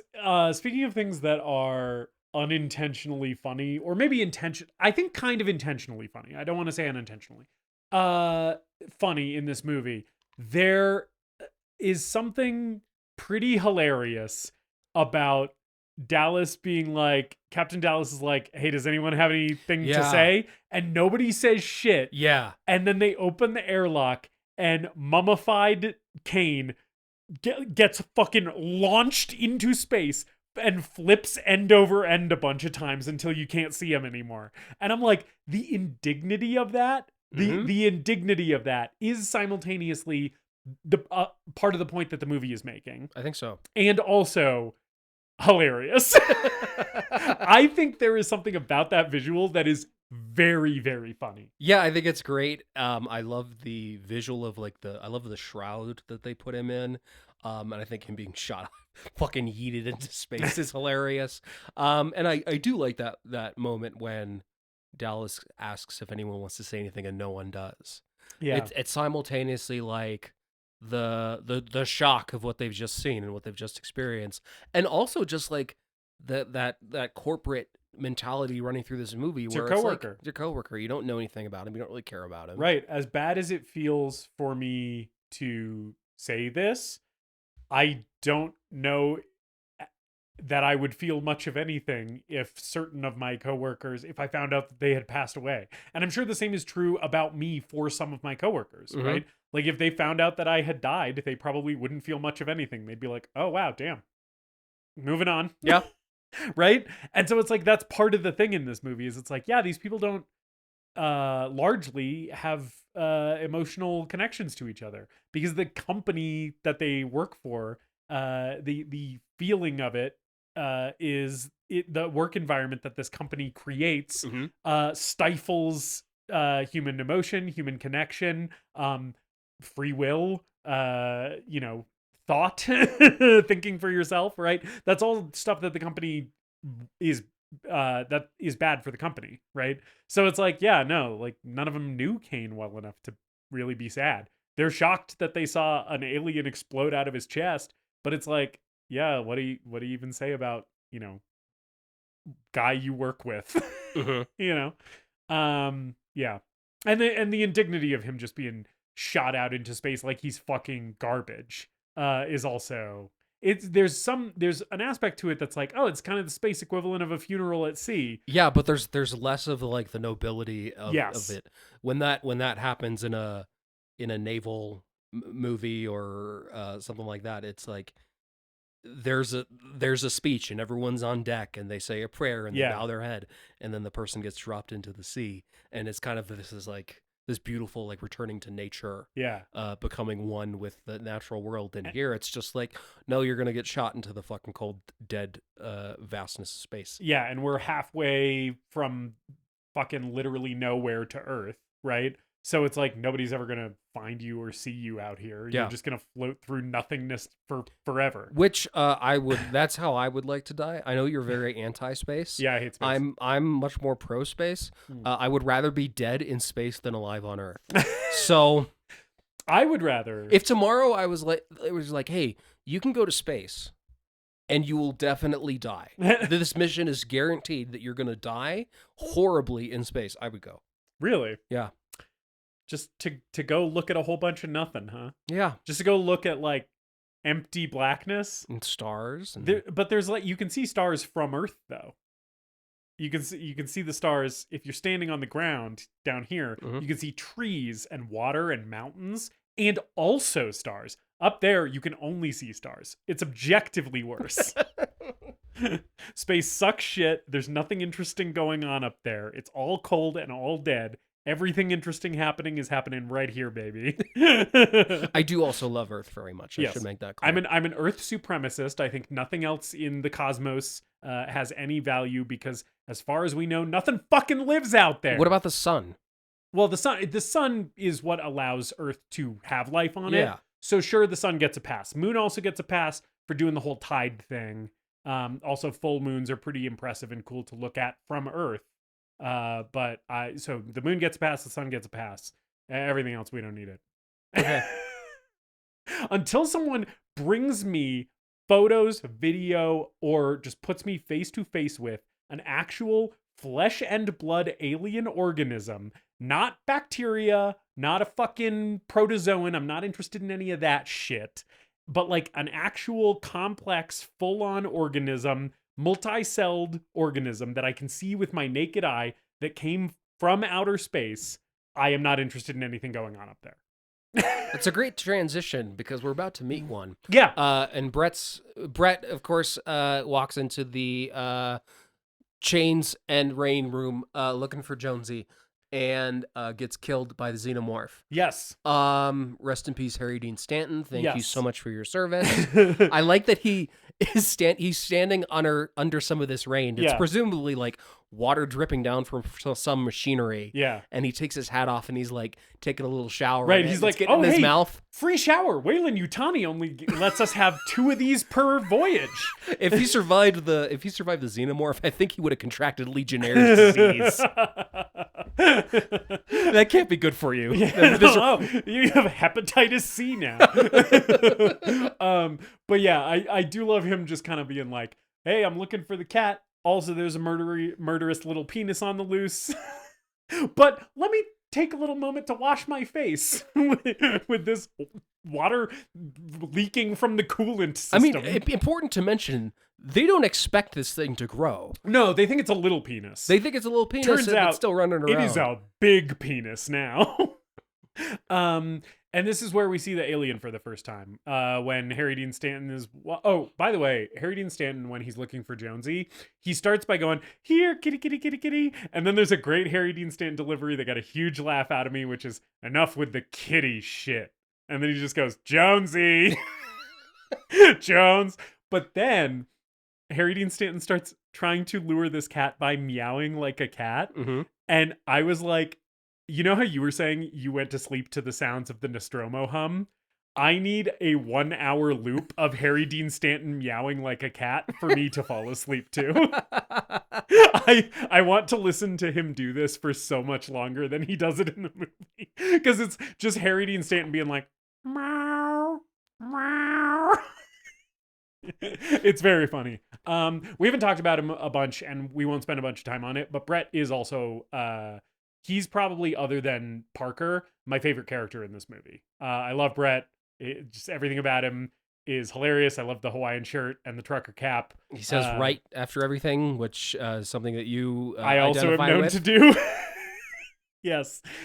He is also one of the biggest cigarette smokers in space. Multiple of the crew are smoking cigarettes in space, but he's always smoking a cigarette in space, pretty much in every scene. I'm sure that wasn't part of his character. I think Harry Dean Stanton just wanted to smoke. Absolutely. Harry Dean Stanton was positive that's what he wanted to do. No, yeah, totally. Harry Dean Stanton just put his own 2 daily packs of cigarettes in his costume pockets and just lit up as he naturally was wont to do. And Ridley was like, you know, Harry, you don't have to smoke in every scene. I know. Well, to be fair, I haven't seen an interview with Ridley Scott where he doesn't have the fattest cigar I've ever seen between his fingers. Yeah. I was watching one of the documentaries this morning, and he had it in between his lips, answering question. He was like, "Yeah, so I contacted the HR guy, gets to do the design for the xenomorph, and puff, puff, puff. I'm Ridley Scott. Suck my dick." He is like there's a type of British person, which is like, I guess the example is like Winston Churchill, where it's like this guy sounds and appears largely to be like a classy British person, but then if you go literally one level below the surface, this guy's just a fat scumbag. Which I feel like is Ridley Scott sort of in that territory. Yeah. Anyway, so yeah, Brett eats shit. He gets the little mouth. Yes. Inside the big mouth. Which through the head. Yeah, very much like it is Anton Chigurh's captive bolt gun. The xenomorph just into your brain with its like little mouth.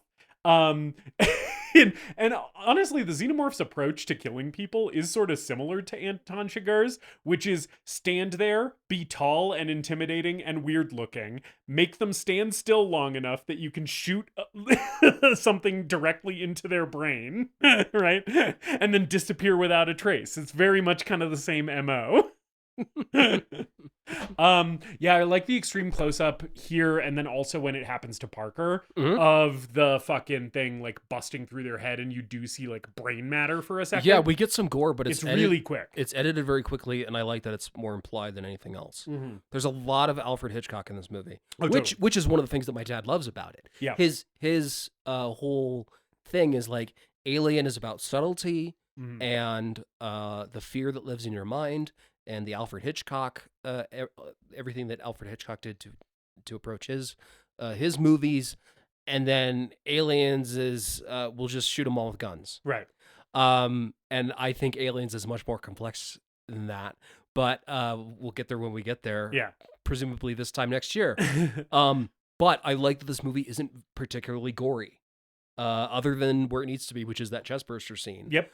Which is one of the most incredible effects in movie history. Yeah. And the deaths, I think, are well done because you don't see the alien that much, and you don't see how people die that clearly. Yeah. You did the Hitchcock comparison. You know what I was thinking about that this movie reminded me of watching it this time was old, like pre-Hays Code horror movies, like the fucking Bela Lugosi Dracula. I haven't seen enough of those. And like Nosferatu, okay. and like the old like 1930s Frankenstein. The monster's main weapon that it uses against its victims is just that they are scared of it. It's sort of like the terror that it inspires in them is kind of all it needs. Yeah. And that is very much how this movie approaches the xenomorph, where it's like it is not doing much in the way of exhibiting its speed or its strength or its invulnerability to them attacking it, right?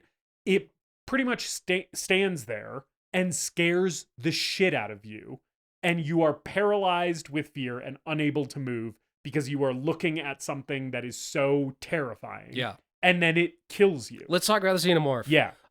Which of course doesn't actually get its name until Aliens, but It's just the the alien. xenomorph. Yeah. And it's hard to watch this movie without at this point, 40 some odd years of other alien media and just the xenomorph as a pop culture monster. Yeah, even I, who haven't seen any other alien movie, still have a lot of just pop culture awareness of the xenomorph. Yeah. I even know it's called that, even though they never say it in this movie. Mm-hmm. Yeah. And of course, the design is incredible, obviously, from H.R. Giger, based on one of his a series of paintings he did called Necronom.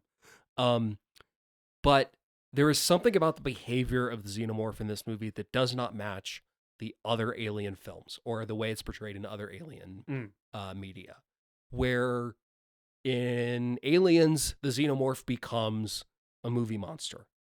It becomes like a velociraptor in Jurassic Park or a pack of wolves, where it's highly intelligent and hunts in packs and has like tries to outwit the humans and stuff like that, and it's this insurmountable onslaught of aliens. I think what you're talking about, if I can just interrupt you for 1 second, is it becomes a movie creature in Aliens, but in the classic sense, like the Dracula sense, this is where it's like a movie monster. Like it is like a classic.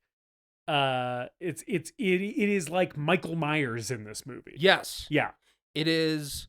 Here it is completely it is Lovecraftian. Yeah. It has intelligence and motivations that are completely beyond our comprehension. Mm-hmm. And you can tell that it is doing stuff on purpose. Yes. You just can't tell why. Yes. Yeah. And I think it is conveyed especially in Lambert and Parker's death scene.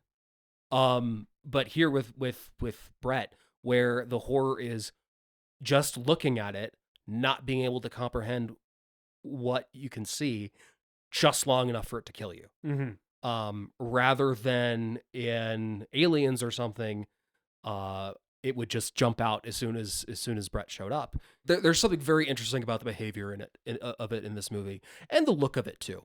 In Aliens, they get rid of the dome, and I think the dome is beautiful. The dome of its head, of its giant penis head. Yeah.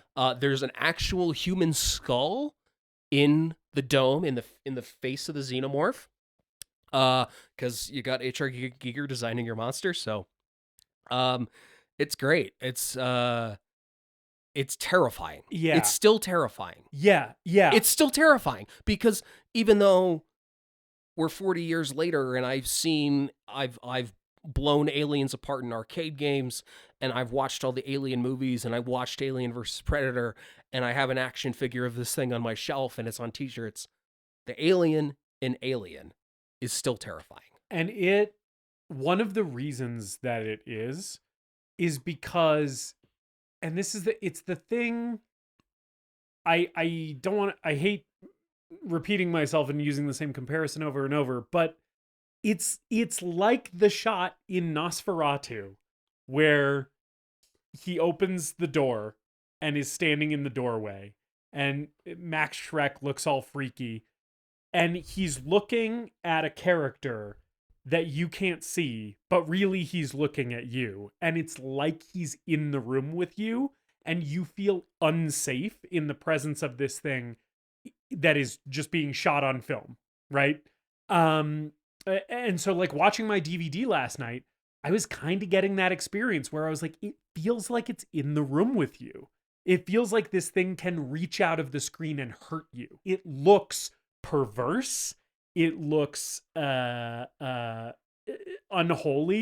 It looks evil. Just the way that it is designed. And it's incredible. One of the things I love the most about it is its hands. Its fingers are really long, and kind of like the facehugger hands. You describe them as witch hands, right? They have that witch hand look, where their fingers are really long, the nails are really long. They're like really delicate, And it reminded me of Bela Lugosi's hand outside of the coffin in the fucking 1931 Dracula. It is, there's something primally frightening about the way this thing looks. And it's also very sexual. Yeah. Well, because that's the other thing. It's sexual and elegant, and the lines are so flowing and nice. And it's fantastic. It works like this movie. It works on so many different levels. And I think that that's part of the character's reaction to it when they see it. Yeah. Because I mentioned, like, it is sort of like, it's not an accident that the examples that I've been using to compare this to are vampires. The thing with a vampire is that it is dangerous and it is frightening, but also it's hot. And there is something alluring about it, where it's like, you're like, this thing is going to kill me, and I kind of want it to, right? Because I kind of want this thing to fuck me into the great beyond. I love that shot. They do it again. They don't do the same exact shot, but of the mouth opening and the little mouth coming out. Mm-hmm. Because in so many of the other Alien movies, they don't really draw attention to it. It just kind of happens. It's an extreme close up on the front of the alien, on the face of the alien, and it holds there long enough for you to realize this thing doesn't have eyes, but I know that it's looking at me. It's looking at Brett, and therefore it's looking at me. Yeah. It's like shaking violently, and waters or liquid is pouring off of it. It's always wet. It's so wet. Yeah. And then the mouth just like opens. It has like translucent lips over its first mouth that peel back. Yeah. And it's like, what is it's that this is horrifying, but I kind of want to see what's coming out of its mouth just long enough for it to then kill you. Yeah. And that's it's the thing that makes these scenes work so well is like, you imagine yourself in Brett's place, or later when it happens to Lambert, in Lambert's place, and it's like, yeah, what would I do if I was face to face with this thing other than stare at it in terror and awe? Because it is simultaneously beautiful and also the scariest shit I've ever seen. Yeah. It's great. So now the characters realize that they might need to do something about this alien that's running around their ship. I love the reveal that Ripley and Parker saw some of what happened to Brett, because basically, like, the xenomorph like punches a hole in his skull, picks him up, and like thrashes him around, and he starts screaming. And then we cut to Ripley and Parker and the rest of the crew talking about, like, basically they're getting a debrief from Ripley and Parker saying, like, hey, it's bigger than a human being now. It changed. And like, it went into the air vents. We got to go in there and like fucking kill it. But we don't see them see it go into the air vent, which I really, really like. That it's like, no, like, you didn't need to see that part. The fact that they saw it and are now explaining it to the rest of the crew is enough. And it works really well because it leaves more of the mystery around the alien, because you don't get to see it for as long. I love that. So they're going to send someone into the air vents to kill it. I think the idea is they're going to try to drive it out of the air vent. Oh yeah, and then shoot it into the airlock. Right. And their idea for how to drive it to a place where they can put it into the airlock and launch it into space is they're going to shoot like incinerator units, flamethrowers basically, at it. And they don't even know if that's going to work. They're basically just like, well, most animals are afraid of fire, so let's fucking try this. And it's actually Ash's idea because he's like, well, most animals fear fire. So part of me is like, maybe he knows that the incinerator units are not going to work. And like, that's an intentional suggestion on his part, but we never actually get to see whether that's the case or not, because nobody ever really successfully shoots a flamethrower at this thing. I also like when they're talking about who's going to go into the vents. Ripley's like, I am, and she sounds really resigned. They're basically like, oh, who's gonna go do this thing? And she's like, well, it's gonna be me. And I like that delivery from Sigourney, because it sounds like Ripley's not volunteering out of a sense of like, oh, I'm gonna be the brave one, the noble one. It's basically like, well, nobody else does shit around here, so I'm gonna have to. Yeah. Yep. And then Dallas is like, no, I'll take this one. We didn't mention while we were talking about the alien's design, but I did briefly want to mention before we get any further. When Harry Dean Stanton is looking for Jonesy and gets attacked by the alien, he does find its shed skin. Yeah. Which we were talking about the sexual nature of the alien. It does look like a used condom. Well, and they have they used condoms on the mouth of the when they built the thing. Yeah. It's funny that we never see any in between stage of an alien in any of these movies. It's like chestburster, and then it's a full size alien. Right. Chestburster, which is like smaller than a house cat, Yeah. to the full sized alien, which is like 9 feet tall. I want to see a teenage xenomorph. Given the sexual nature of a xenomorph at a fully matured stage, I can only imagine what xenomorph puberty is like. They just because they mature so fast, it's just it ejaculates for like 15 straight seconds, and that's its whole puberty, and then it grows 2 feet larger, and it's suddenly an adult. Its head turns into one giant zit that pops, and out emerges the fully grown xenomorph. Anyway, but yeah, so Dallas goes into the air vents. Mm-hmm. And they're navigating through the air vents, basically being like, the fucking aliens around here somewhere. Yeah, they have a motion tracker. Yeah. Which becomes a staple of this franchise. Yeah, it's also a piece of shit because it's Weyland-Yutani Corp tech, and it doesn't work very well. Mm-hmm. Which I like. And God, this is the best death in this movie. Yeah. I'm gonna say that doesn't involve a chest burster. Dallas is going through the vents, and I love how cramped and claustrophobic it is. This is only lit with the flame of the flamethrower, Mm-hmm. like the pilot light or whatever at the end of the flamethrower that's burning. And the alien's getting closer. He starts sort of shooting off the flamethrower in random directions. The beeping of the motion tracker gets more intense as like Lambert is looking at it and starts freaking out, and she's like, "It's right on top of you." And Dallas drops down into this part of the air vents and turns around, and the alien's hiding in the dark and goes, "Hey, I'm the alien!" He kind of does jazz hands. Yeah. He's like, "Hello!" Yeah. That jump scare got me so good again this time, even though I knew it was coming. It always works. It's really, really scary. It's so cool that the alien's just hiding there in the dark Mm-hmm. that whole time in the shot. Yeah. It's fucking terrifying. And we don't actually see Dallas get it. Like No. that's all we see. And then we cut to the next scene. They've like gone and recovered just the incinerator unit. And Parker has a line which I think is so chilling. It's a hard cut to Parker throwing the flamethrower on the desk and being like, Yeah. And his line is so chilling, which is basically like, "We found this, no blood, no body, nothing." Which I'm like, that's way scarier than finding Captain Dallas's like torn up corpse, right? It's basically like all it left was the incinerator unit, and he's just fucking gone.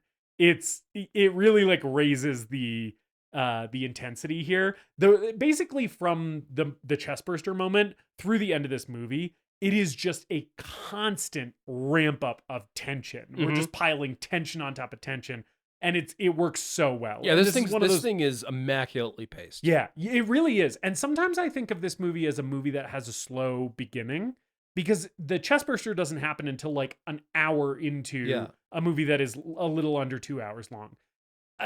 It isn't a slow beginning. It's a patient beginning. Exactly.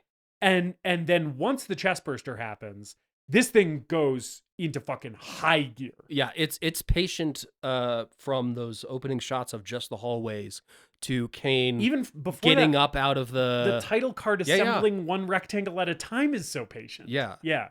And it makes the intensity of the second half that much more impactful. Yeah, because you're like, what the fuck is going to happen? Right? So this is the moment that we kind of talked about earlier where Ripley and Parker are kind of having their power struggle. Yeah, and this is where Ripley takes charge and becomes the main character in the movie. Yeah. And Parker just wants to go kill this thing. Yeah. And he's like, I don't want to hear any more plans, basically. Look how well your fucking plans have gone so far, is kind of the vibe. And she's like, no, we need to like strategize. We can't just run out there with incinerator units. We'll all get killed. I love this. So she does take control here. Parker goes to like get more juice for the more gas in the incinerator unit. And there's a great moment where Lambert has been sitting at the table with them, and she's like emotionally broken. Great acting from Veronica Cartwright, where she's like, let's just get in the shuttle and take our chances. And Ripley's like, the shuttle's not going to take 4. Which is so ironic when you find out the thing with Ash, right? Because it's like they could have just fucking left Ash and gone at this point. I don't think it's a mistake that the last 3 people in this movie are the people who are right the whole time. Yeah. Lambert, Parker, and Ripley. Yeah. I agree, because that's why they live longer than the other ones. Yeah. But I love this moment with Ripley and Ash where Ripley is asking Ash, because he's the science officer, right? And she's like, hey, do you and Mother have like any calculations? Like is there any kind of data informed guidance on what the fuck we should do? And his response is, no, we're still collating. And I love Ripley's response where she's like, what? I'm sorry, you're still collating? Like she gives a laugh. Yeah. And it's like, really? Like, that's the last thing I wanted to hear. And I can't believe that I'm hearing Half it. the crew is dead. I'm sorry, crunch the numbers faster. Right? And then he's like, is there anything I can do? And she's like, just what you've been doing this whole time, Ash. Nothing. And I love, even though Ash is an android, he does take this personally. Oh, yeah. He's like, well, fuck you. Well, think about how he tries to kill Ripley in a minute here. Yeah. So Ripley goes to Mother, and she goes into the chamber, which another great piece of set design. It's incredible. And types in the computer and gets access to the files that they basically find out that the priority, the reason that they're out here, the mission was to come across this alien life form and take it back. And all other priorities rescinded, crew expendable. Yeah. And then, man, fuck big corporations. Yes. Is the message of this movie. We've been talking about like the themes of this movie. That's the message of this movie. Exactly. Is that capitalism does not give a shit about you. It will grind you until you're dust and feel no remorse for doing so, because you are a cog in their machine and they can replace you. Mm-hmm. They don't give a fuck about you. And I love how angry this movie is about that message. This movie is mad as hell. And I love it. Yeah, you feel the economic angst of the 70s in this movie. Mm-hmm. From all the outdated equipment and these underpaid workers who are complaining about their shares, and the cold, soulless mega corporation back on Earth that doesn't care about them. Yep. You feel it in every inch of this movie. Yeah, there's even little moments like Harry Dean Stanton using his Wayland-Yutani issued fucking welding gun to light his cigarette at one point. That makes me, I'm like, they probably didn't even give him a fucking lighter. You know what? They probably don't allow lighters on this ship. Is sort of the vibe I was getting from that moment, where he's just like, yeah, this is what I gotta do. It's a great moment where Ripley learns kind of the truth of the situation. And then I also love that it is sudden, but it is not a jump scare. That Ash is just right next to her once it cuts back from the computer screen. Yeah. And he's like, oh, hey, about that. And she kind of throws him against the wall here, and is like, I'd love to hear your fucking explanation for this. And kind of storms off. And he follows her, and he is bleeding milk. He's bleeding milk. I think presumably because she slammed him into the wall. Yeah. I like the idea that the androids are very strong and also very fragile. Yeah. It like probably in that head area is like where they're vulnerable, and that knocked something out of alignment, and then he started leaking. They fight in the kitchen area. There's a moment in this fight that I want to call out because I think it is fucking incredible, which is at one point, so Ash is stronger than her because he's a robot, and he throws her down at one point, and the camera is over his left shoulder, and it pans all around him. It like does like a semicircle around him as he's just staring down at her. And it's like you're watching him do calculations in his head. He's just looking at her, deciding what to do next. And the camera pans around him and kind of zooms out. And then he just really abruptly grabs her and throws her into a wall. And it's the camera moves specifically, and it's silent as he's just looking at her on the floor, basically being like, okay, how do I end this fight the quickest?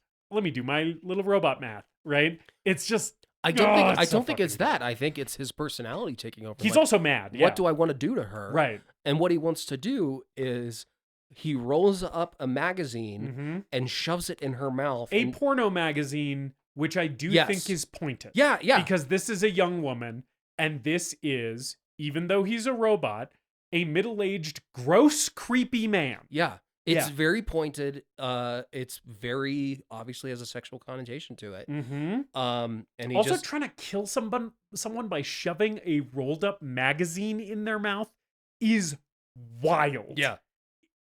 Just the idea that this is how he was planning on doing this is like batshit insane. Cannibal Corpse couldn't think of that, and half of their lyrics are inanimate object. How do I kill someone with this? But like rolled up magazine suffocation. You know, like we both watch a lot of horror movies. Yeah. This moment where he's trying to shove this magazine in her mouth, and then the other people, Parker and Lambert, come and try and pull him off, and he's sort of trying to fend them off while persistently trying to shove this magazine in her mouth. This is some of the most upsetting violence I have seen in any horror movie. Even though it is like way less gory, way less over the top than some of the shit we've seen, there is something about like the cold brutality of this moment, even though it's unsuccessful, that is like really, really chilling. It's also kind of illogical and doesn't quite make sense. Like you have to put it together. It's hard to put together why an android would roll up a magazine to try to suffocate a woman with this. And then the answers that your brain goes to are very dark and sexual and disturbing. Right. And also, it says so much about the Weyland-Yutani Corp because they made Ash. He's theirs. So if this is something that his programming is capable of, the people who made him, like, that tells you something about the cruelness of the masters that we're working for here, right? That this is something that he's like, oh, well, roll up this porno mag and shove it in this young woman's throat until she's dead, as my programmers designed me to do, right? There's something in there where you're like, he is the representative of the company in this movie. Yes. Yeah. So his head gets knocked off. Yeah. By Parker. By Parker, he starts flailing around and spraying milk everywhere, and making just crazy like squealing noises. It rocks. Yeah, and they have a fake body that's doing a lot of the acting. Suddenly got Ken arms. He's doing robot arms, but it works for it doesn't take me out of the moment. No, me either. And then we plug his head back in on the table there. Yeah. We get a classic head stuck through a table gag, which is my favorite thing in the world. And this head stuck through a table delivers my favorite lines of dialogue in this entire movie. Yeah, it's the lines of dialogue in this movie. If you had to pick one. And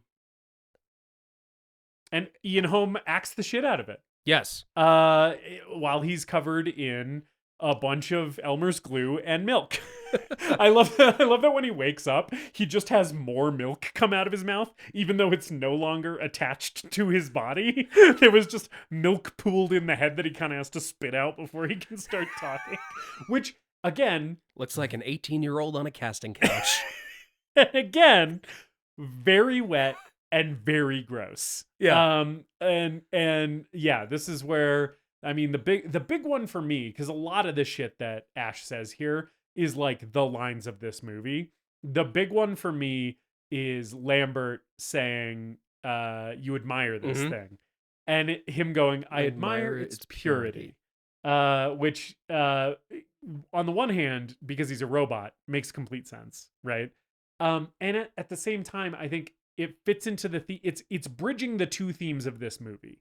One of them is about bodily autonomy and sexual violence, and the other one is about corporate greed and the horror of living in a capitalist society. That line sort of bridges the gap where it's like the representative of the corporate greed in this movie is basically looking at this thing that is violating the bodies of the people who work on this ship and seeing a kindred spirit, right? He's basically like, I crush these, I as Weyland Yutani Corp, right? Crush these people's souls, right? And I keep them living in conditions that are abominable for my own gain, for my own survival, right? And he looks at the xenomorph and he's like, and that thing's doing the same thing.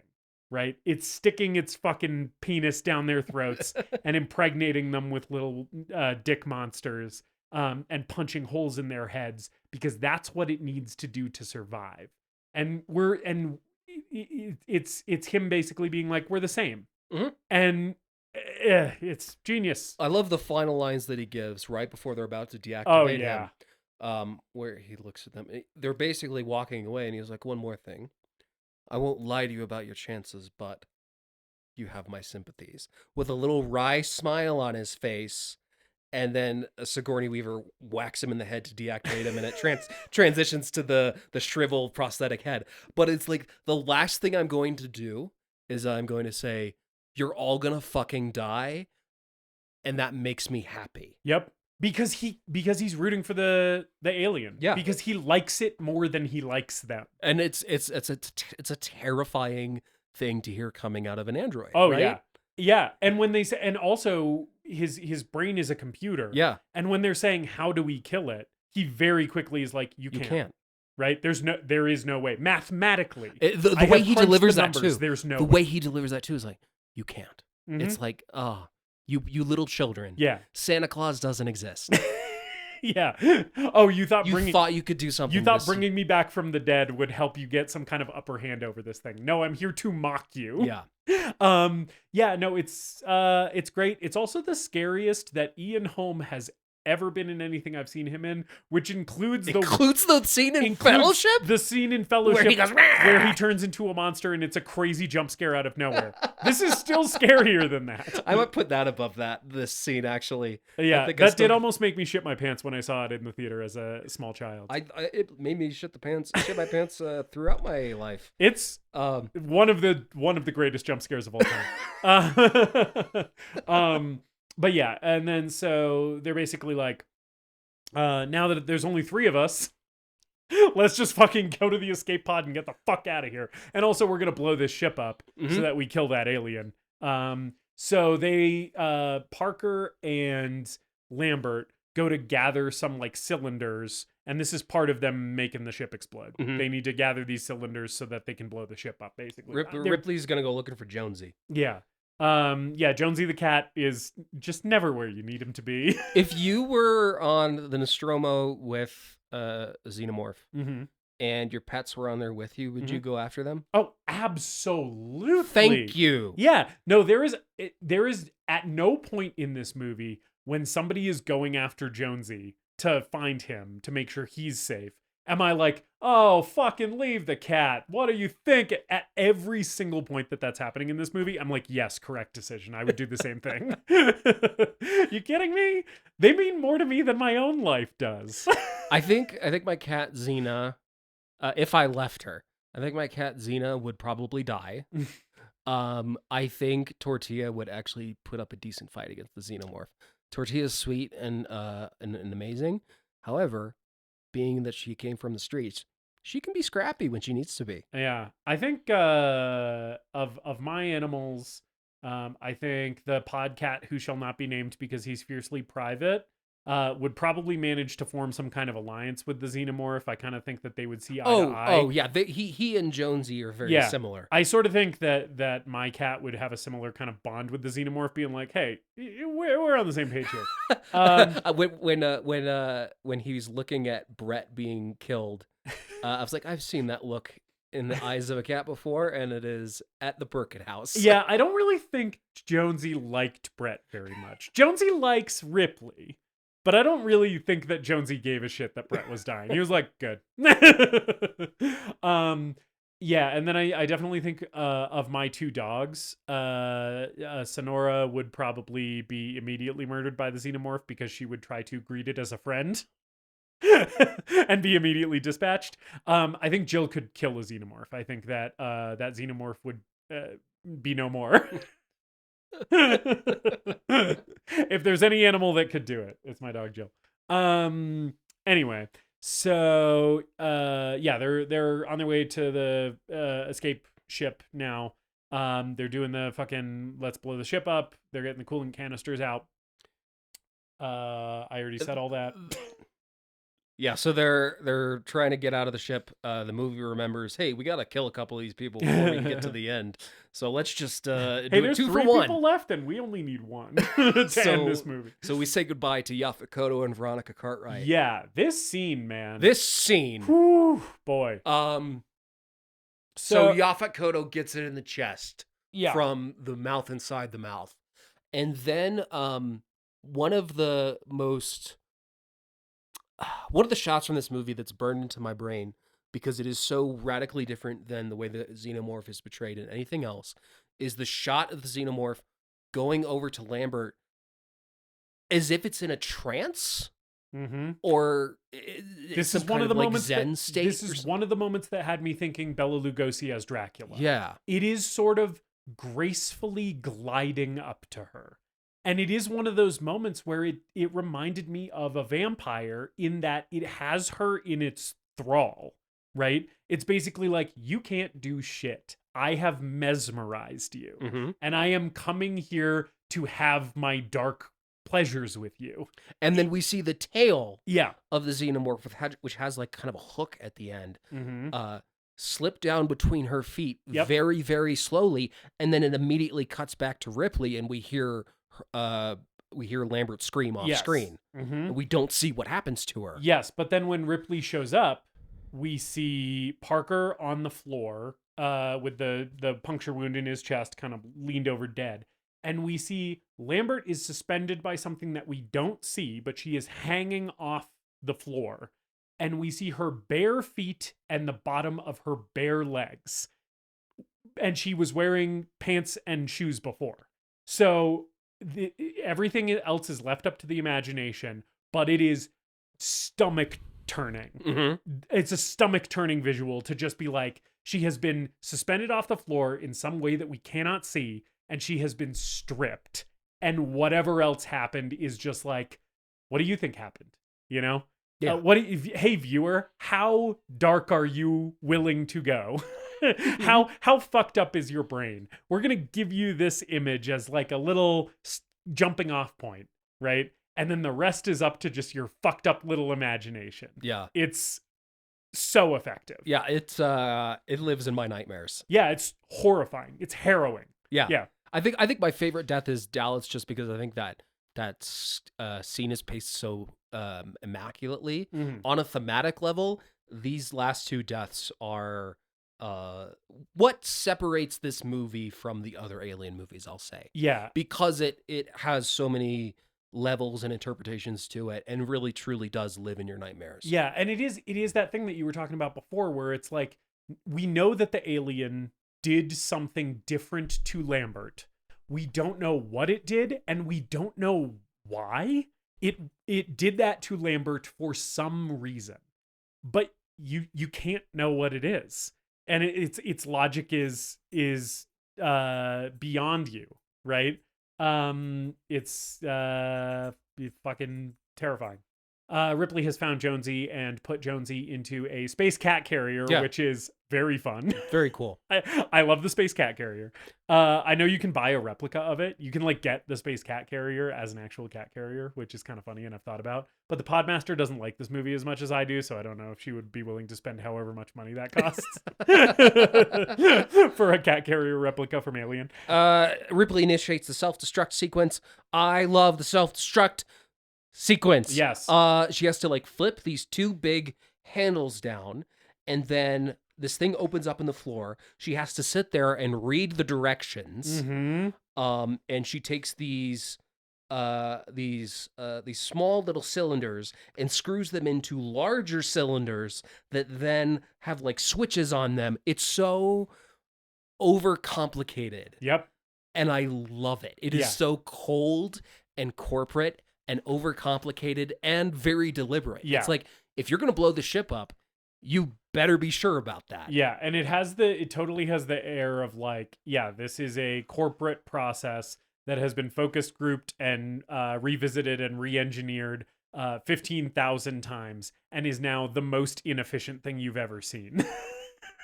It's the dumbest way to possibly do this, so of course it's how Weyland-Yutani makes people do it. I'm going to call out the name of the voice actor who performs the voice of Mother, the voice of the ship AI during the self-destruct sequence. Her name is Helen Horton. Mm. I don't think she's done much else. The most cunty self-destruct sequence in movie history. Hearing this woman count down is honey dripping into my ears. She does sort of sound like she's condescending just by saying numbers. She over-enunciates every word. Yeah.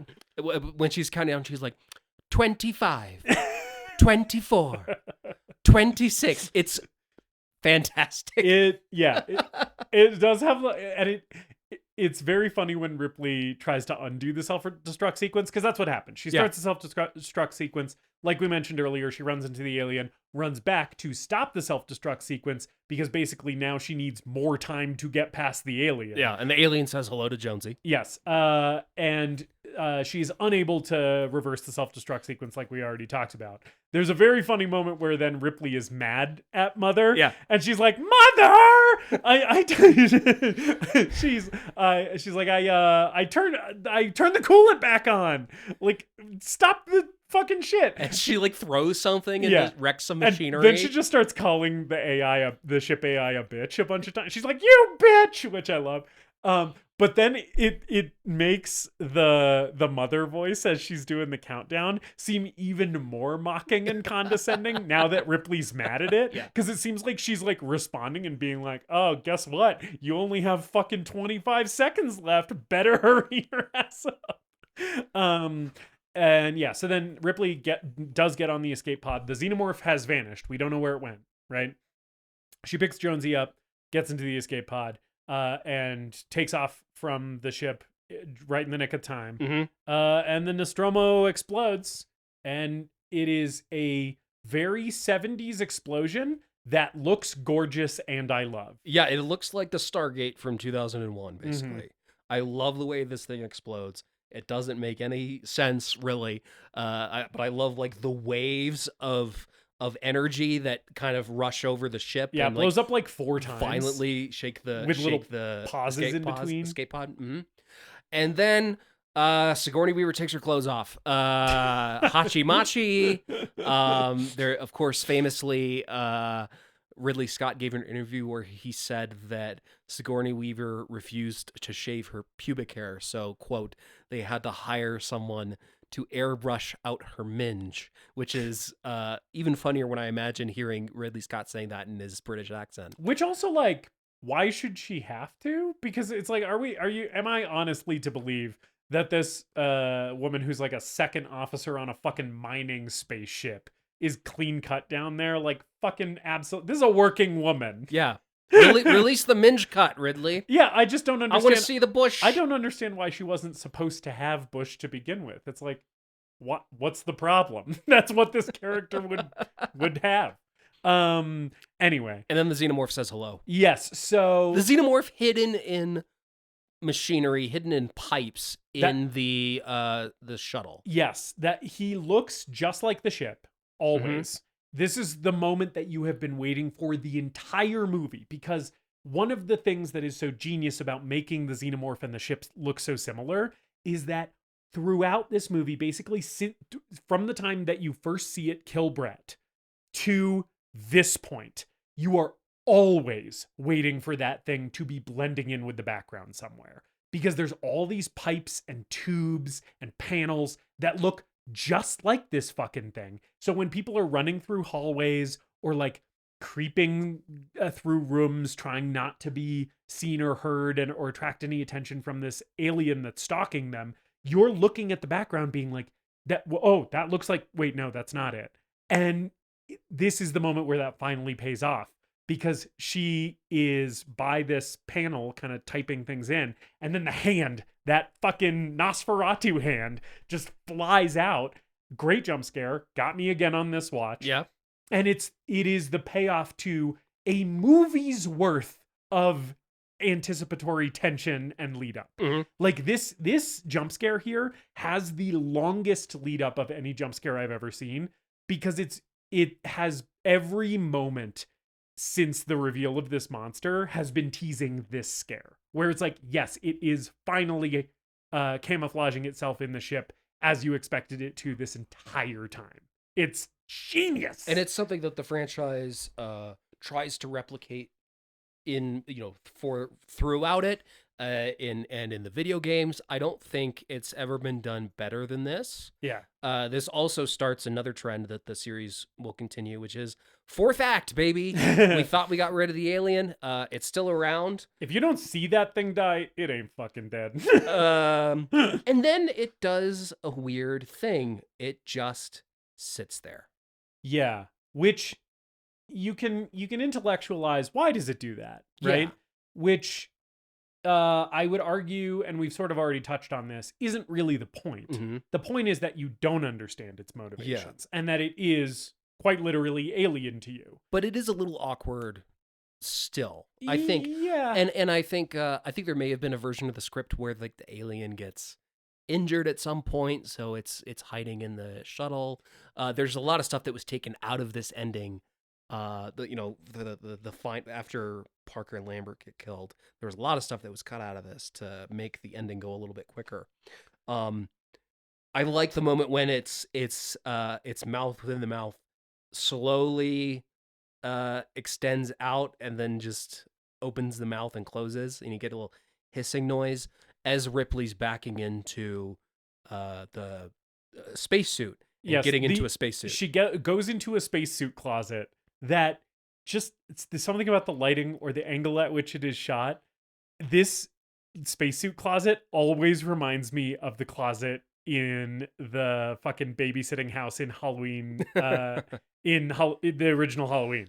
There's just something about it. But the alien just kind of sits there while she changes. Yeah. And it's just like, something's going on and I don't know what it is. I don't think it's awkward here, because I've always sort of chalked this up to, despite rationalizing it not being the point, I still have a theory, which is earlier in the movie, Brett and Parker have fixed some stuff on the ship that ends up broken again when they are going around the ship. Basically, they're like, Brett has a line where he's like, we already fixed this shit, like, and it got fucked up again somehow. I think the alien is sabotaging the Nostromo. I think it understands some of the stuff. What? Is that crazy? Yeah, so Am I off base? No. I'm just imagining this alien with like an electrician's tool belt. Oh, no, I assumed he was just doing it with his claws and tail and shit.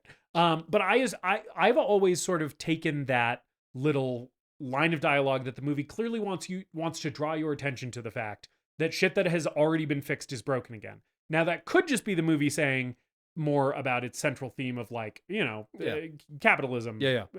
But it could also be that the alien is there sabotaging shit. And so I think that and the Parker Lambert kill display a level of advanced intelligence that this thing clearly has. And so I kind of think it doing nothing on the escape pod with Ripley, part of that I think is that this thing wants to get to a place that is populated so that it can reproduce. It wants to fucking make more aliens, or kill more people or whatever.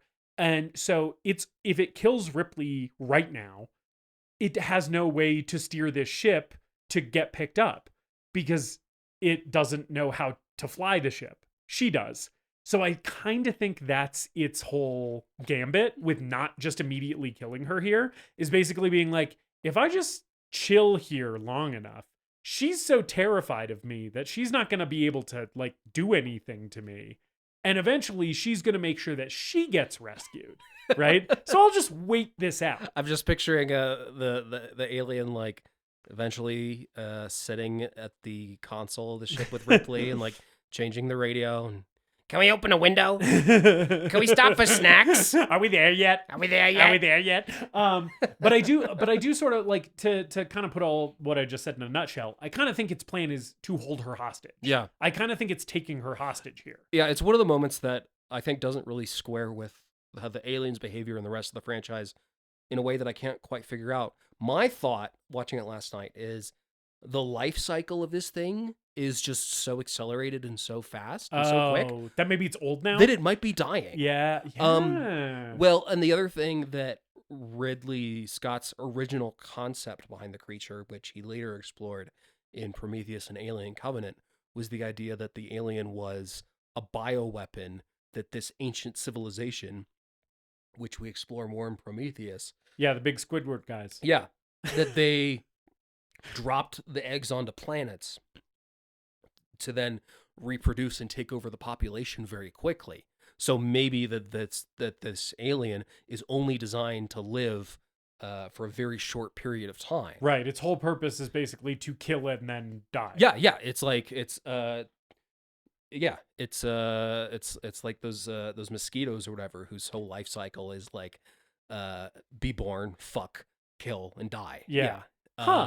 That's also very fun. Yeah. But regardless of why it's doing this, this gives Ripley enough time to get into a spacesuit. Mm-hmm. This whole part is so incredibly tense. It's amazing. The sound here, where it's like that near silence with just the sounds of her like putting the spacesuit on. Mm-hmm. And then she starts singing the "You're My Lucky Star" song. Yeah. And she pushes some button that makes a bunch of steam kind of shoot into the area where the xenomorph is to drive it out. It starts kind of approaching her, and it opens its freaky little mouth, and she pushes a button that does make a very cartoony boop sound, which is not the wrong choice for this extremely tense climactic moment in this movie, but did sort of make me laugh a little bit because it's just like, oh no, the monster's coming and it's the climax of the movie. I'm so terrified. Boop. The airlock opens and she shoots it with a harpoon gun. Yeah, because it like grabs the doorway and is like, not so fast. Yeah. And then she shoots it with a harpoon gun and the door shuts, and then a rubber dummy suit is smacking against the outside of a fake spaceship. Sure. It's not the best visual in this movie. It's not terrible, and I do think this movie is perfect. However, there is one thing that I have a gripe with in this moment, which is, so the xenomorph like uses its tail to hook onto one of the thrusters to try and climb back into the ship, Mm-hmm. which I think is great, and again demonstrates a level of advanced intelligence on this thing. And then she turns the thrusters on to like blow it off, and we do get a three-peat of this shot of this alien getting blown away by this thruster from three slightly different angles and distances to the action. And I'm like, this movie is perfect, and also maybe only show me this once because it is a little tiny bit cheesy. I like the thrusters a lot. Do you like the three-peat? Yeah, well, I like that they're, I mean, when they shot it, it was just water. They just shot the alien with a jet of water. And I like that it looks liquid. Like the idea that this fuel turning on is kind of still in a liquid state. I like it getting blasted. I love that the scores, we get the score swell from Goldsmith that is comes great. back in. And I think it's a nice triumphant pin to put on this very dark and oppressive movie. Yeah, I do agree with that. I just think maybe 2 fewer shots of it would have been fine. And then Ripley gives her final transmission, the great final speech from Sigourney Weaver as she's petting our friend Jonesy. And yes, the cat survives. Cat survives. Ends well for Jonesy, which makes me like this movie even more. And she goes to sleep with a little cat curled up on her chest in a hypersleep chamber. And just I like do the that. Podmaster is currently doing as we speak. Yeah. David. Justus. Yeah, that's the movie. Here's what we're going to do. Uh-huh. I'm going to count down from 3, and we're going to say it at the same time. Is Alien the greatest movie ever made? 3, 2, 1. Yes. Okay, cool. Show over. We've talked about it for long enough. We probably don't need to do final thoughts on this one. It's one of the greatest things I've ever seen in my entire life. It's a perfect movie. It's why I love movies. It's so thematic and so immaculately well made. The effects are magnificent. The acting performances are stellar. Mm-hmm. It's the best movie that Ridley Scott's ever directed. And it's not even my favorite Alien movie. This is the greatest movie ever made in the literal sense, not in the hyperbolic sense, right? And yeah, like noticing the similarities to John Carpenter's The Thing this time, I was like, okay, this movie did all that shit first, and in some cases, like the set design, did it better, even in terms of tension and pacing. This movie is better than The Thing, which is a crazy thing for me to say about a movie that I ostensibly like more than this one. Mm-hmm. But it's like, this thing is perfectly crafted. To borrow a quote from Ash, I admire its purity. I admire. Yep, that is. Yeah, it's elegant, nailed it, and perfect, and unclouded by delusions of franchise filming. Or I don't know how far I could take the quote. Yeah. But yeah, it has no pretensions about what it's doing. It is simultaneously a very heady movie that is dealing with some very complex and relevant and cutting themes, and doing so with intention and anger, right? And also, it's a haunted house movie in space. Yes. And it executes both of those things immaculately, and you can enjoy it on either of those levels. And that is an astounding achievement in film. Mm-hmm. You know? Oh, that's Alien. Yep. Good movie. Really, really good. Happy movie. Alien Day! Yay! Next year we'll talk about aliens, and that'll be the longest episode we've ever recorded. Even longer than this one, which is almost 3 hours, so we should wrap this shit up. Yeah, Justus, what are we watching next week? Next week, we are watching another movie about the horror of living in a capitalist society and working for an oppressive company that doesn't give a shit whether you live or die. Office Space. The workplace existential comedy. We're watching Office Space. Office Space is the movie. Justus, my stapler. What is it, would you say, you do here? Well, I set up the mics and set the levels. Yeah. And say right a lot. So join us next week for Office Space. Yes. In the meantime, do all the shit to support the show that we always talk about. Yeah. Thank you guys so much. We love you. I haven't said that recently. Yes, we've been rude to our listeners the last few weeks, but we do love them. We love you. We love you all. You little dipshits. Yes, our beloved dipshits. Thanks so much for supporting us. We're having a lot of fun doing this, and hope that you guys continue to enjoy the show and tell your friends about it. We'll see you next week for Office Space. In the meantime, Later, dipshits.